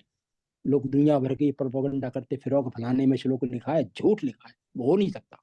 ये जो इतना इसमें लिखा है इसके मुकाबले में तो साहब वो 100 में क्या 1% भी नहीं है, इसमें 100% मामला है। 9 सारे शास्त्रों का विवरण इसमें है, जितने दर्शन का विवरण इसमें है, उन दर्शन के हिसाब से ही विशेषण उन्होंने किया है। अगर निर्वाण पद की बात कोई कहीं कही जा रही है तो सोच है पद निर्वाण, निर्वाण जो चाहता है वो इस रास्ते में जाए, मुक्ति चाहता है वो इस पे जाए। चार वाक बोलता है, चार वाक बोले कि 4 पुरुषार्थ होते हैं, धर्म अर्थ काम मोक्ष।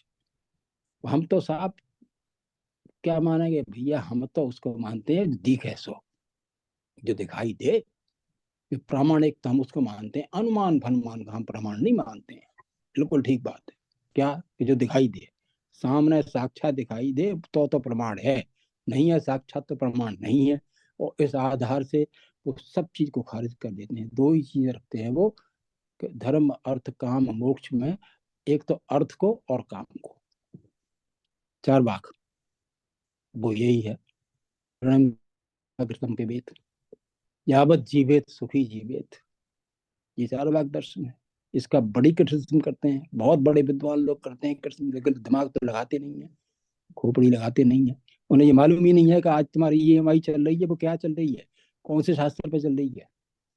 4 वाक दर्शन पे तो चल रही है कि मकान खरीदना है कि मोटरसाइकिल खरीदनी है, EMI पे ले लो, कर्जा ले लो, जो मरना है तो कर्जा लेके मर जाओ, जिस धन 4 वाक का ही तो है। और उसकी संतुष्टि के लिए आखिरी दोहा रामचरितमानस का गोस्वामी जी ने लिख दिया कि काम है नारे प्यारे जिम काम, और लोभ है प्रिय जिम धाम अर्थ, उत्तम रघुनाथ निरंतर प्रिय लागो हो मोयना। एक भी विधा नहीं छोड़ी, न बौद्ध छोड़ा न जैन छोड़ा, न्याय वैशेषिक सब सब इसमें आ गया। लेकिन मूल आधार इसका सांख्य शास्त्र है। सांख्य शास्त्र में मालूम है कि प्रकृति ये सब कुछ काम जो हो रहा है प्रकृति कर रही है।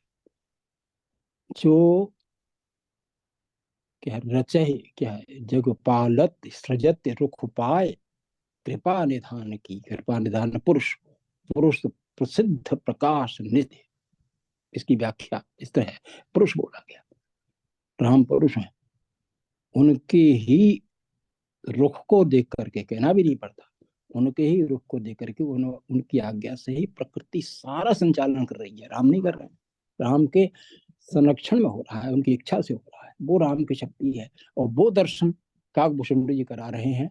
जब आप पढ़ेंगे उसको, राम क्या है, उसमें लिखा है 90 या 91 के आसपास, आप देखना चाहें देखें, उत्तराखंड में उसमें दिया है, अगर राम ऐसा है, कोट दुर्गा, कल कोट दुर्गा आया, 1 करोड़ दुर्गा को ले आओ, उसकी ताकत मिला लो, फिर उसके बाद में फिर राम को देखो। ऐसे ऐसे एक एक करके ऐसे 50 तरह के उदाहरण दिए, तब मालूम पड़ेगा। तो अब सांख्य के आधार से पत्नी प्रकृति है और पुरुष, अब जो नर है वो पुरुष है, उसके साथ में रहेगी, पूरी डिवोटेड रहेगी। अगर उससे कहीं उसने, अभी हमारे नगीना साहब सर बोल रहे थे, तो अनुकूला एक शब्द बोला था, अगर महिला अनुकूल नहीं है अपने पुरुष के, जितने डाइवोर्स के केसेस चल रहे हैं पूरे हिंदुस्तान में या बाहर भी, वो सिर्फ इसलिए चल रहे हैं कि वो महिला कितनी विद्वान, कितनी विदुषी, कितनी सुशील, कितनी सुंदर, कितनी अच्छी है, लेकिन कम वक्त में एक कमी है कि वो अपने पति के अनुकूल नहीं। देख लो, ये बीमारी सब में मिलेगी। अगर वो अपने पति के अनुकूल रहेगी, कोई भी विवाह समाप्त नहीं, खराब नहीं हो सकता। जीवन सुख में दुख में चलता है, लोग काटते हैं, क्या बात होगी, दुख में भी काटते हैं लोग। मकान छू रहा है, छोटी सी जगह बैठे हैं और जगह नहीं है सोने को, तो अपने बैठे हैं और हंस रहे, हंस हंस कर काटते हैं। बरसात बंद हो जाएगी, सुबह देखी जाएगी, क्यों कुछ होगा, हंस रहे हैं, बड़ा जीवन काट देते हैं लोग, बड़ा क्या साहस मिलता है। लेकिन उसमें है ये कि पति के पर अनुकूलता की, अनुकूलता तब रहेगी जब उसके प्रति आदर का भाव हो। अगर आदर का भाव नहीं है तो अनुकूलता नहीं आएगी। तो मजबूरी में भले ही कुछ कह दो, चुप है, हम कुछ नहीं बोलते, बोलता ही नहीं हमको चुप, तो इसका मतलब चुप होने का विरोध करना हो गया। क्लेश वहीं से शुरू हो, न खुद जिए न जीने दे, तो डाइवर्स तो होगा। ऐसे बहुत सारे केसेस होते हैं। पहले संदेश में मनुष्य पुतरुआ प्रकरण से बोला कि बरबस राज सुतः नृप दीना, और क्या पत्नी सहित रान समेत गबन बनु कीना। दोनों ने साथ साथ तपस्या की। अगर दोनों एक पैर पर खड़े हैं तो दोनों ही खड़े हैं, जो सूखे पत्ते खा रहे हैं तो दोनों ही खा रहे हैं। उनको बहुत रिझाया गया, बहुत कुछ किया गया, पता नहीं, आगे बहुत लंबी कहानी है उसकी तो। लेकिन जब भगवान उनके सामने प्रकट होकर आते हैं और उनसे कहते हैं कि आप मांगो तो क्या मांगो, तो मनु क्या मांगते हैं कि हम चाहते हैं, चाहिए तुम्हें समान सुत। बहुत सोच समझ के राजा है साहब, कोई मामूली मेरे जैसा कोई घटोपचू आदमी नहीं है, वो राजा है। राजा के पास दिमाग राजा जैसा हो। चाहिए तुम्हें समान सुत बेटा मांगा। क्यों? कि बेटा वो चीज है जो को बिना राजा के और बिना रानी के, दोनों के तो नहीं आएगा। रानी को भी उसका उतना ही भाव मिलेगा जितना राजा को मिलेगा, और रानी को जो जो मांगा गया उसकी प्राप्ति रानी को भी होगी, पहले उसको होगी, उसके बाद राजा को होगी। तो बेटा होगा तो भगवान कहते हैं भैया, और मैं कहा आप उस तरह तो खो जाओ, कहीं जाई, मैं अपने जैसा कहा तो है ही नहीं कोई। तभी तो भूषण जी कह रहे हैं निरुपम निरुपमा अपमान है ही नहीं, हो सकता नहीं। बोले कि अब तो आपने ऐसी चीज मांग ली कि मुझे ही आना पड़ेगा। तो मैं आ गया, साथ में आऊंगा आगे। और उन्होंने दिया कि मैं कश्यप ने, और उन्होंने पूजा करी थी उनको, पूरा मैं बर दे चुका हूँ। लेकिन अभी भी आऊंगा दशरथ के यहाँ, आप जाइए और फला फला जगह जाके तुम लोक में आप विश्राम करिए, और जब दशरथ के रूप में वो जन्म लेंगे तो मैं, आप दशरथ के रूप में जन्म लेंगे, ऐसा मनुष्य तुब्बा को। चलिए, और देखो साहब भगवान की नीयत, उन्होंने कि कमाल हो गया, राजा ने तो वो चीज मांग ली, चलो एक काम करते हैं, रानी का टेस्ट करते हैं। शत्रु पहे बिलोक, उसको देख के बोल रहे हैं देवी अब तू मांग ली जो तेरी रुचि की बात हो। देवी घबरा गई, कमाल है। अरे साहब, जो भगवान, जो हमारे चतुर नृप ने जो बात मांगा है वही अच्छा है, उसमें मेरा भी तो सहयोग है महाराज, वो तो मेरे लिए तो मांगा है उन्होंने। बहुत अच्छा मांगा है, ठीक है, तो अब तुम भी तो मांगो। तो जो कह के सोई सुख सोई होता है, 5-6 बार सोई सोई आया है, तो बोले कि उसने कभी नहीं बोला कि मुझे दो, न मनु जी ने बोला न शत्रुपा ने बोला, दोनों ने बोला कि हम ही दो, हम मतलब हम दोनों। क्या बात है, ये दंपति धर्म है सब, ये संकेत दिया गया है। क्या क्या दार्शनिक स्टेटस है हमारे इस रामचरितमानस का। और जब कह रहे हैं कि साहब इसकी एक पंक्ति पे चर्चा करते हुए 2 पंक्ति पे हमें लग जा रहे सरकार, आप कैसे कह रहे हो, मैं तो लगभग 80 के आसपास, 80 कहीं पहुंच ही गया। लेकिन साहब इतनी उम्र में पैदाइश, बच्चा पैदा लेते ही एमए पास हो और उसी दिन से शुरू कर दे इसकी व्याख्या करना।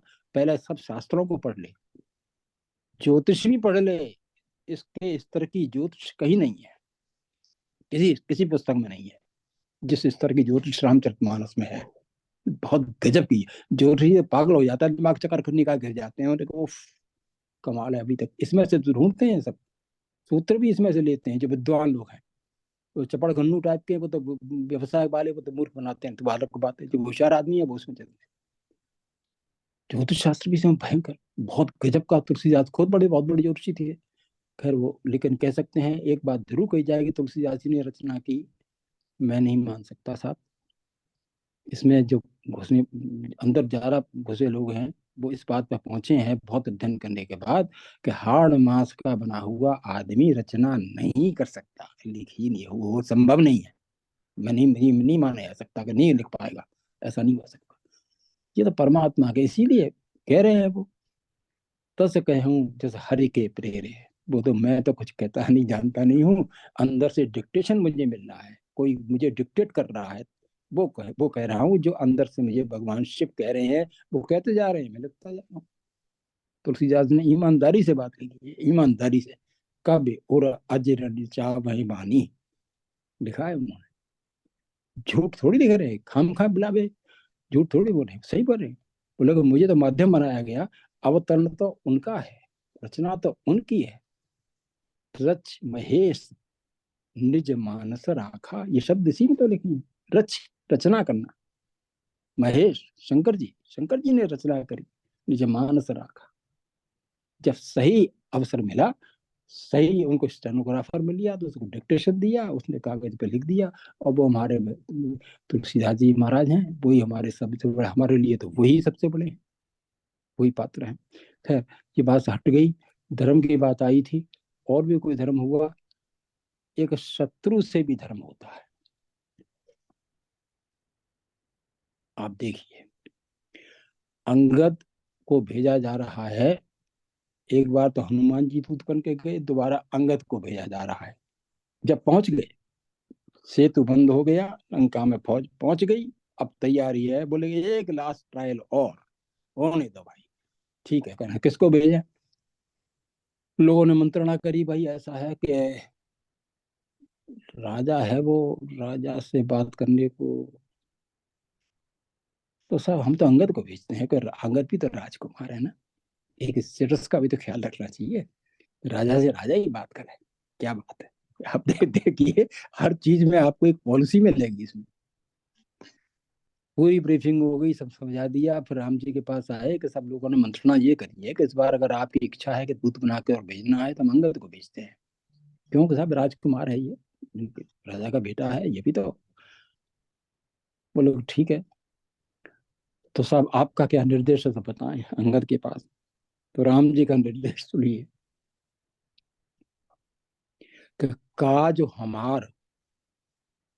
हमारा काम बन जाए भैया, हमारा काम ये है कि सीता जी सुरक्षित वापस हमारे पास आ जाए, हम अब आपको दिखा पाए कि आपने हमको भेज दिया था, हम 2 बेटे थे रघुवंश के, जनकपुर की एक बेटी की रक्षा नहीं कर पाए, मरना हो जाएगा साहब, मरना हो जाएगा, कुल का भी, हमारे पूर्वज जो मर गए उनका भी, हमें तो बचाना है कैसे, इसको हमारी प्रतिष्ठा का प्रश्न है, राज्य की प्रतिष्ठा का प्रश्न है। तो काज हमार, लेकिन तासो हित हुई, क्या बात है, दुश्मन का हित चाहता, शत्रु का, इतना बड़ा पाप करके जो बैठा हुआ है शत्रु, उसका हित कोई चाहने वाला है उसको राम कहते हैं। ऐसा जो हमारे सज्जन श्री जी बोल रहे थे, राम कौन कहाँ थे पहचान के बताई, ये आदर्श है राम का। तो कहा जो हमार तासु हित होई और रिपुसन करिय बतक ही सोई। अरे बेटा वो बातचीत करना नहीं कहा, बतक ही बराबर वाले करते हैं। एक राजा राजा से बात करेगा तो उस फाइल से, उस ठसके से, उसी से बात करेगा।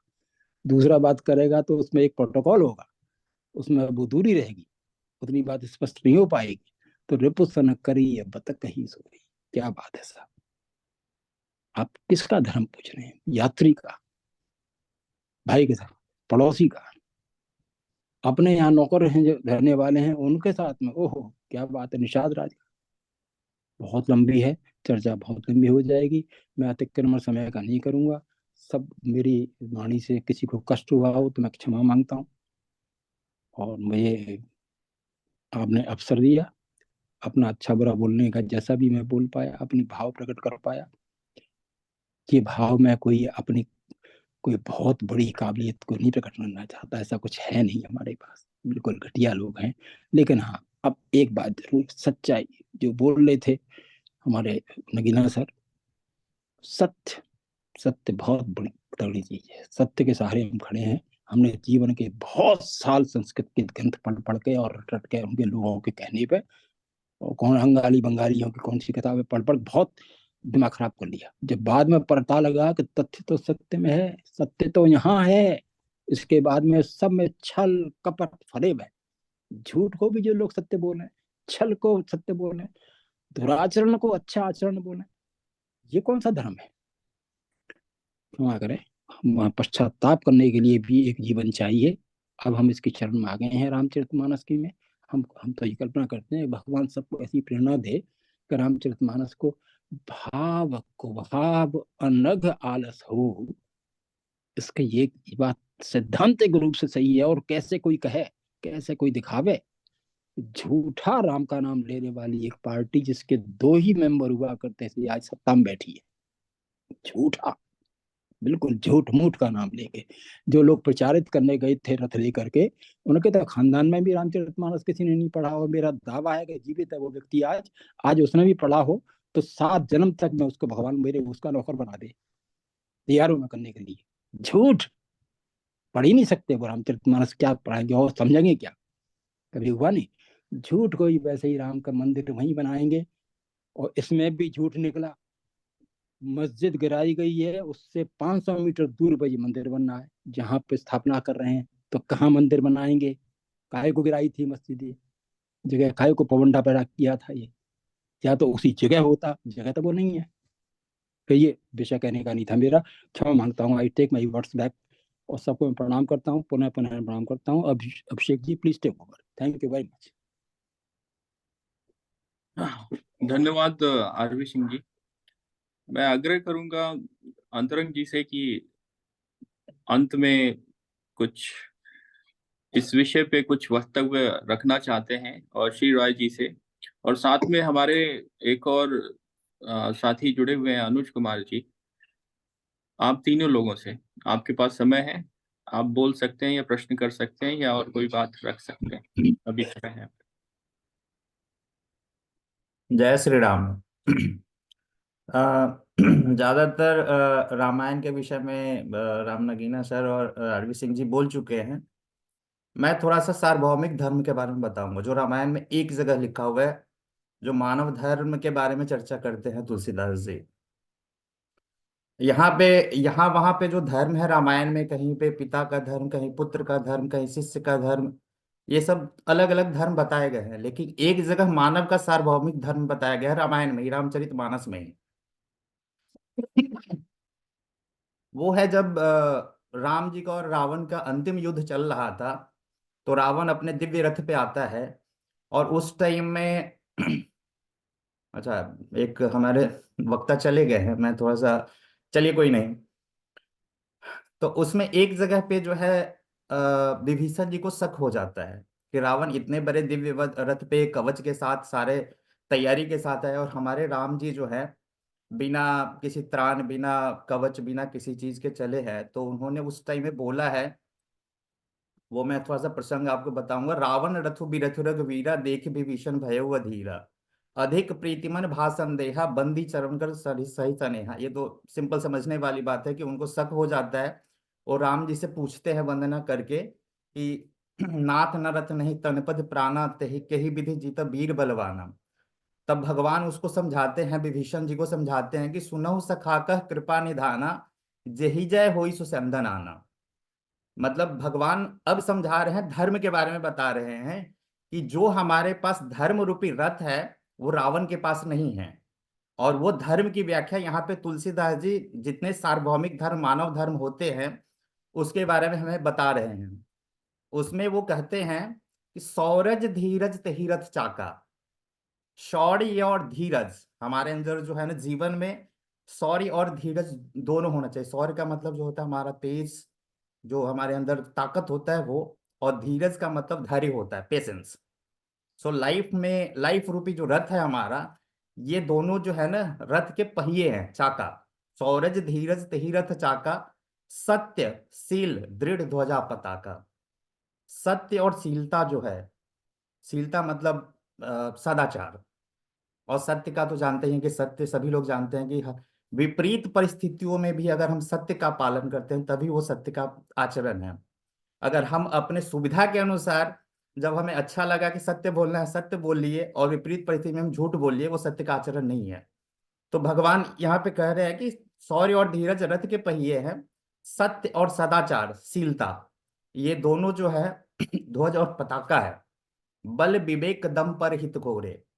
बल विवेक दम, दम का मतलब अपने इंद्रियों को वश में करके रखना।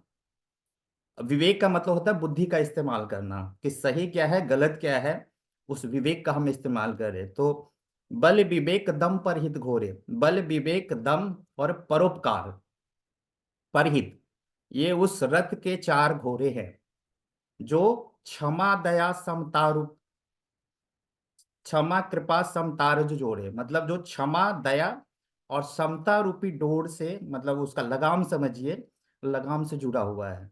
तो क्षमा दया समता ये तीनों ही तीनों धर्म है। आगे बोलते हैं ईस भजनु सारथी सुजाना। जो ईश्वर का भजन है वो हमारे रथ का चतुर सारथी है। वैराग्य उसका ढाल है, विरति चर्म संतोष कृपाना। वैराग्य जो है मतलब विषयों, जो भौतिक विषयों से थोड़ा सा हमारा जो अलगाव हो जाता है वो वैराग्य हम उसको बोलते हैं। तो वैराग्य और संतोष मतलब जो हमें प्राप्त है वही पर्याप्त है। ये जो संतोष है वो तलवार है, वैराग्य ढाल है, दान फरसा है, और बुद्धि जो है प्रचंड शक्ति है। श्रेष्ठ विज्ञान कठिन धनुष है, दान परशु बुद्धि शक्ति प्रचंडा, बर विज्ञान कठिन को दंडा। एक और लाइन उसमें लिखते हैं अमल अचल मन तोरण समाना। जो हमारा निर्मल मन, पाप रहित छल कपट रहित जो मन है वो हमारा अचल स्थिर। तो निर्मल और अचल ये जो मन है वो तर्कस के समान है। शमदम नियम शील मुख नाना। शम का मतलब होता है अपने मन को वश में करना, यम का मतलब है अहिंसा, और नियम का मतलब होता है शौच आदि। मतलब मन के अंदर और बाहर जो है साफ सफाई रखना, ये नियम के अंदर में आते हैं। ये बहुत सारे बाण हैं, संयम नियम शील मुख नाना, कवच अभेद विप्र गुरु पूजा। अगर हम अपने गुरु की पूजा करते हैं, माता पिता की पूजा करते हैं जीवन में, तो हमारे लिए अभेद कवच का काम करता है। यही सम विजय उपाय न दूजा। उन्होंने कहा कि ये जो हमारे जो जितने जो बताए हैं, क्षमा दया सत्य शौर्य धैर्य अमल अचल मन, ये सब के सब जो है ना धर्म की निशानी है, धर्म के रथ है, धर्म रूपी जीवन में हमारे रथ हैं। अगर ये जिसके पास है उसके उसका विजय हमेशा ही निश्चित है। उसके लिए और कोई उपाय करने की आवश्यकता नहीं होती है।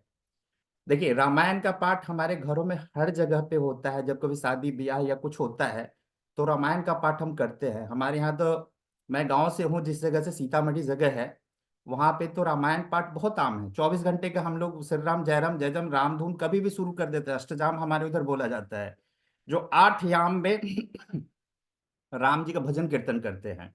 रामायण पाठ बहुत कॉमन है। सुंदरकांड तो आए दिन जो है महीने में एक आध बार कहीं ना कहीं हो ही जाता है घरों में।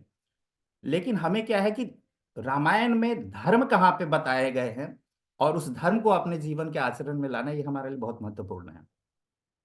हम रामायण को सिर्फ एक रामचरित के नाम पे लेते हैं, राम जी तो सर्वेश्वर है, राम जी के चरित्र को लेना बहुत अच्छी बात है, लेकिन उसमें धर्म कहाँ बताए हैं राम जी या तुलसीदास जी, उस धर्म को अपने आचरण में उतारना बहुत इंपॉर्टेंट है। और वो पार्ट मिसिंग है हमारे हमारे समाज के अंदर में। यही वजह है कि हमारे अंदर जो धर्म का ह्रास हो रहा है, धर्म का हम परिभाषा भी भूल गए हैं। व्यापार में लोग बोलते हैं कि सत्य का आचरण करेंगे तो हमारा काम ही नहीं चलेगा। तो हमें जो है सत्य को जानना और सत्य को उसी रूप में आत्मसात करना, ये बहुत जरूरी है। धन्यवाद। मैं थोड़ा सा, ये रामायण में बहुत सारे लोग बोले थे लेकिन ये पार्ट मिसिंग था, इसलिए मैं सोचा कि मैं ऐड कर देता हूँ। जय श्री राम। बहुत बहुत धन्यवाद अनुज जी, आपने बहुत आ, एक महत्वपूर्ण विषय पे जो हम सब शायद समय के कमी के चलते नहीं बोल पाए थे, आ, वो आपने बताया। आरवी सिंह जी, योगी जी। नहीं, बहुत सुंदर बोला इन्होंने, बहुत अच्छा बोला, आवश्यक भी था। आपने ये भी सही बोला कि इस समय के भय से, इस भय के मारे टच नहीं किया कि लंबा है, अब कितना समय, हमारा 5 मिनट भी एक्सेस हो जाएगा तो पीड़ा हमें भी देगा, सुनने वालों को तो और बुरा लगेगा, इसलिए नहीं बोला। लेकिन बहुत अच्छा बोला। ये हमारे सीतामढ़ी के हैं, बहुत ये तो वैसे भी इनके प्रति तो बहुत ही श्रद्धा वैसे हो जाती है, सीतामढ़ी का नाम लेके ही श्रद्धा हो जाती है। वहाँ एक मूर्ति बनाई जा रही है तो 256 फीट की। इनके जो मेंबर ऑफ पार्लियामेंट साहब हैं, बंटी जी कहते हैं क्या उनका नाम है, उन्होंने 2 मीटिंग करी थी, एक हिमाचल भवन में हुई थी, एक और यहाँ हुई, एक जगह कही थी उन्होंने, तो उसकी कुछ राशि भी इकट्ठी की है। मैं समझता हूँ इस साल के आखिर तक वो मूर्ति 256 फीट की तैयार हो भी जाएगी। उसमें शायद टेस्ट में मेरा भी नाम उन्होंने लिखा हुआ है। ठीक है साहब, बहुत बहुत धन्यवाद आप, थैंक यू। योगी जी, अंतरंग जी। हाँ जी प्रभु। ये आज जो चर्चा हुई, मतलब दर्शन में हमारा जो धर्म का जो भाग है, और आज राम जी यानी रामायण, रामचरितमानस, यह जीवन प्रसंगी हो सके, जैसा अभी इन्होंने वक्तव्य दिया है हमारे राम नगीना जी और आरवी सिंह जी ने, यह वक्तव्य आमतौर पर आपको सुनने को हमेशा मिल जाता है। और जिस जिस तरह से मैं साधुवाद करना चाहूंगा कि बहुत कम समय में ही अनुज जी ने उसकी व्यवहारिकता को स्पष्ट कर दिया।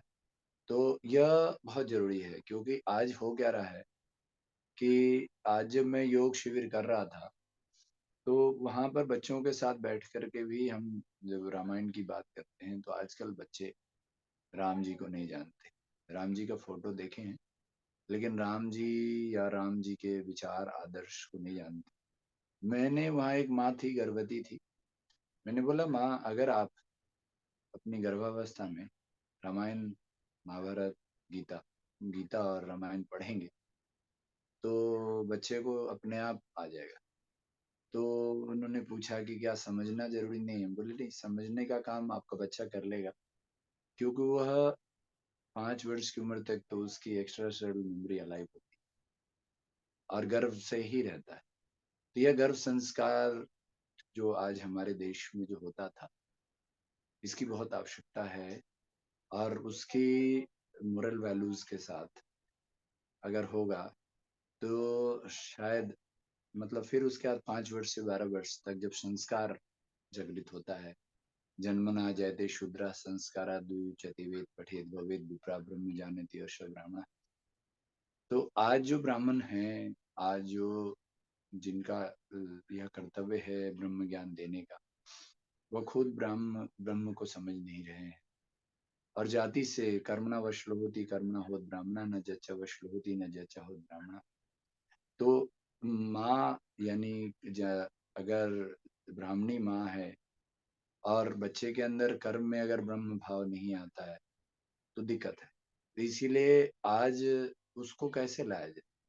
तो मदालसा का वह बात हमें याद रखना चाहिए, शुद्धोषी बुद्धोषी निरंजनोषी संसार माया परिवर्जितोषी त्यजमो निद्राम। तो यह जो मदालसा ने अपने सारे बच्चों को सन्यास की दीक्षा दिया, सत्न्यासम इति अर्थम सन्यासम। यानी जब मैं संन्यास लिया और जब मैंने गृहस्थ जीवन में आया, 10 वर्षों तक मैं भगवे वस्त्र में रहकर धर्म प्रचार किया।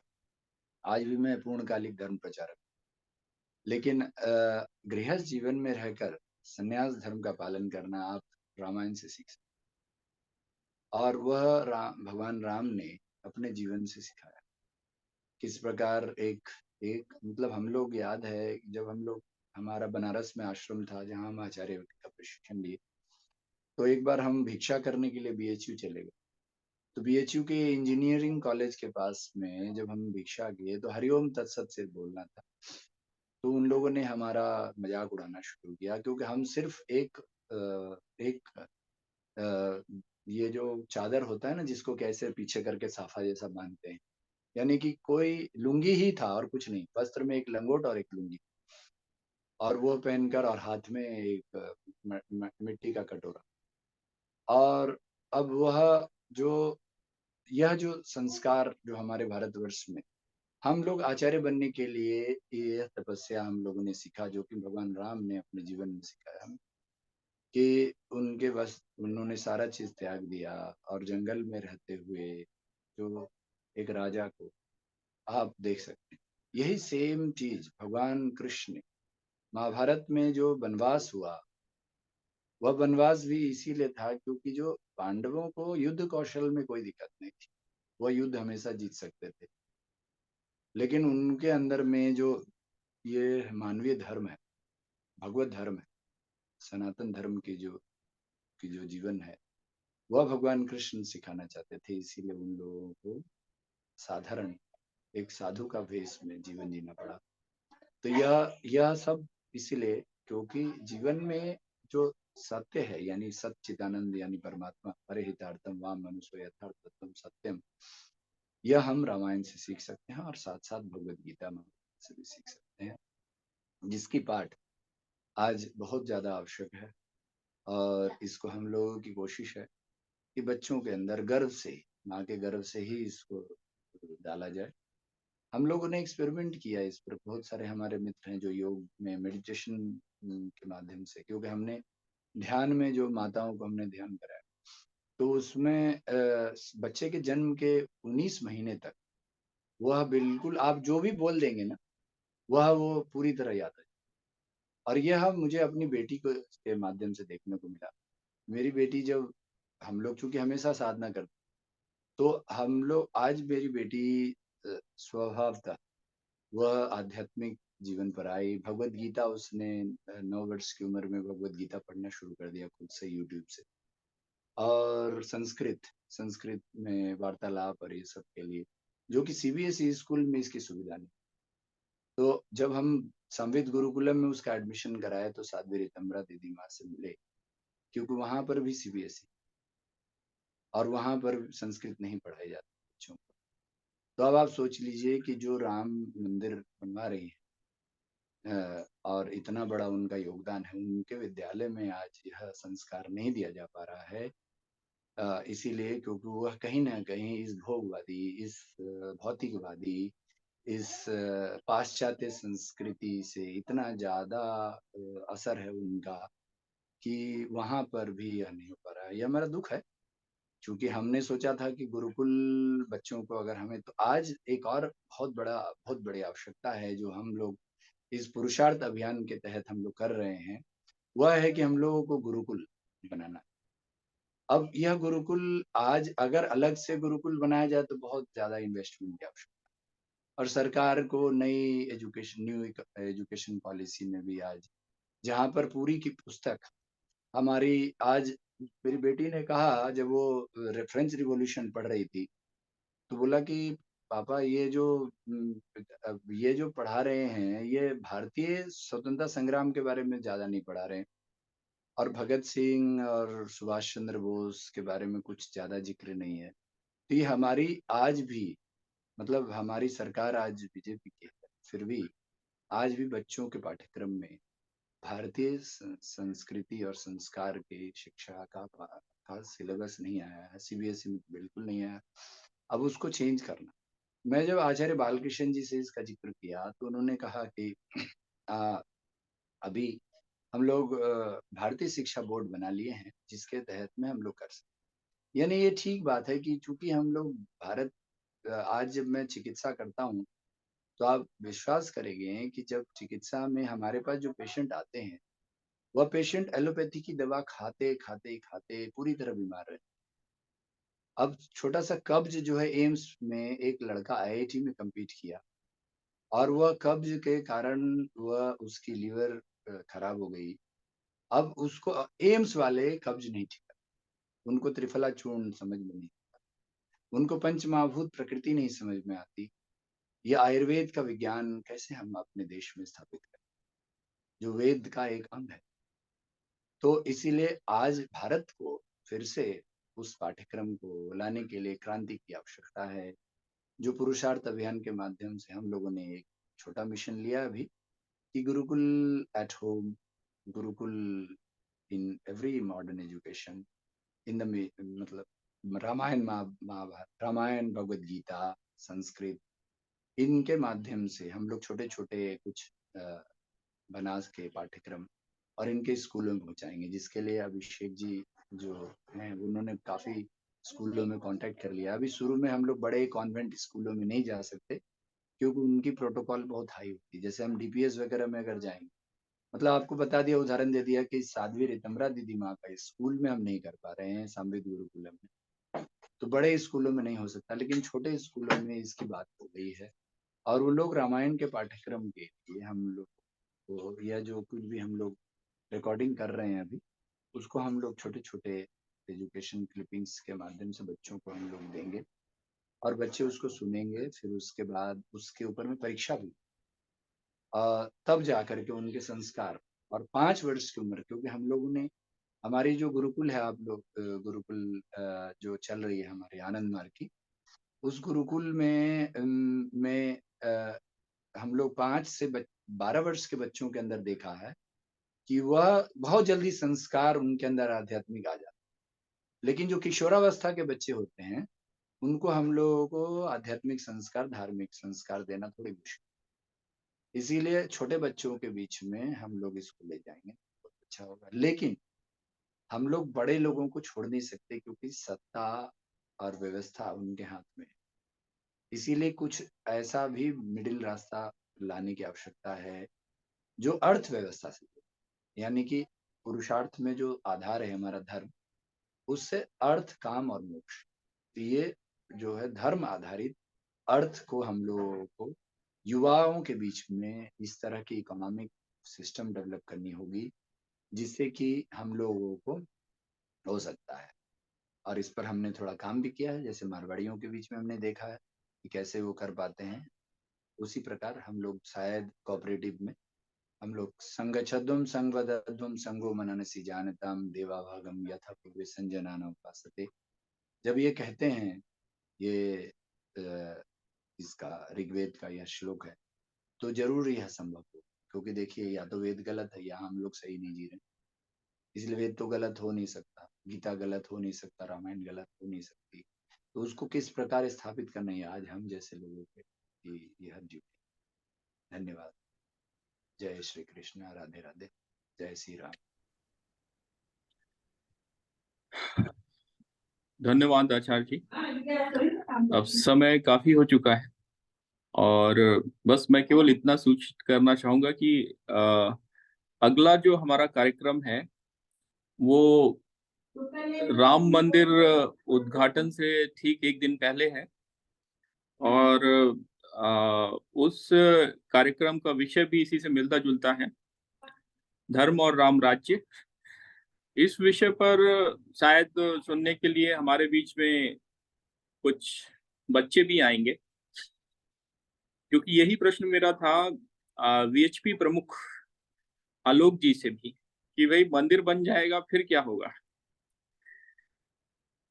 तो उन्होंने कहा मंदिर बन गया, बस सब लोग पूजा करेंगे। ये जो उनका उत्तर था, ये उत्तर एक ऐसा उत्तर है जिसका मैं अर्थ नहीं निकाल पाया। लेकिन मुझे क्या लगता है कि ये राम राज्य जो है, शायद हमारा लक्ष्य अगर राम राज्य स्थापित करना हो तो वो ज्यादा बेहतर है। बाकी सारे विषयों पे सभी लोग बोल चुके हैं। एक धर्म की चर्चा नहीं हुई जो कि मुझे लगता है कि शायद वो भी था, जो है अधर्म के खिलाफ लड़ना। ये भी एक धर्म है। तो ये एक बहुत महत्वपूर्ण चीज है। और आज का जो अधर्म है, अगर हम उससे लड़ेंगे नहीं तो हम ये धर्म फैला नहीं सकते, क्योंकि अधर्म धर्म को फैलने नहीं देता। और जिस गति से इस समय अधर्म फैल रहा है, तो अगर हमने धर्म प्रसार की गति को उससे मैच नहीं किया तो भी हम हारने वाले हैं। तो जो हमारे नगीना जी और जो हमारे आरवी सिंह जी का एक वो है कि थोड़ा बहुत जो बचा हुआ है वो भी नहीं बचेगा। क्यों नहीं बचेगा? क्योंकि ये स्थितियां दिन ब दिन विकट होती जा रही हैं। इसी के साथ मैं आप सभी चार सज्जनों का जो अभी बचे हुए हैं, हम लोग जो चर्चा में हैं, उनका धन्यवाद देता हूं। अगले सप्ताह हम लोग मिलेंगे और विषय रहेगा धर्म और राम राज्य, और कुछ बच्चे भी आएंगे। धन्यवाद। जय श्री आप राम। सभी का बहुत बहुत धन्यवाद। राम राम। जय Shri thank you very Ram. Much. Ram Ram ji, Ram Ram. हरे कृष्ण। राधे राधे।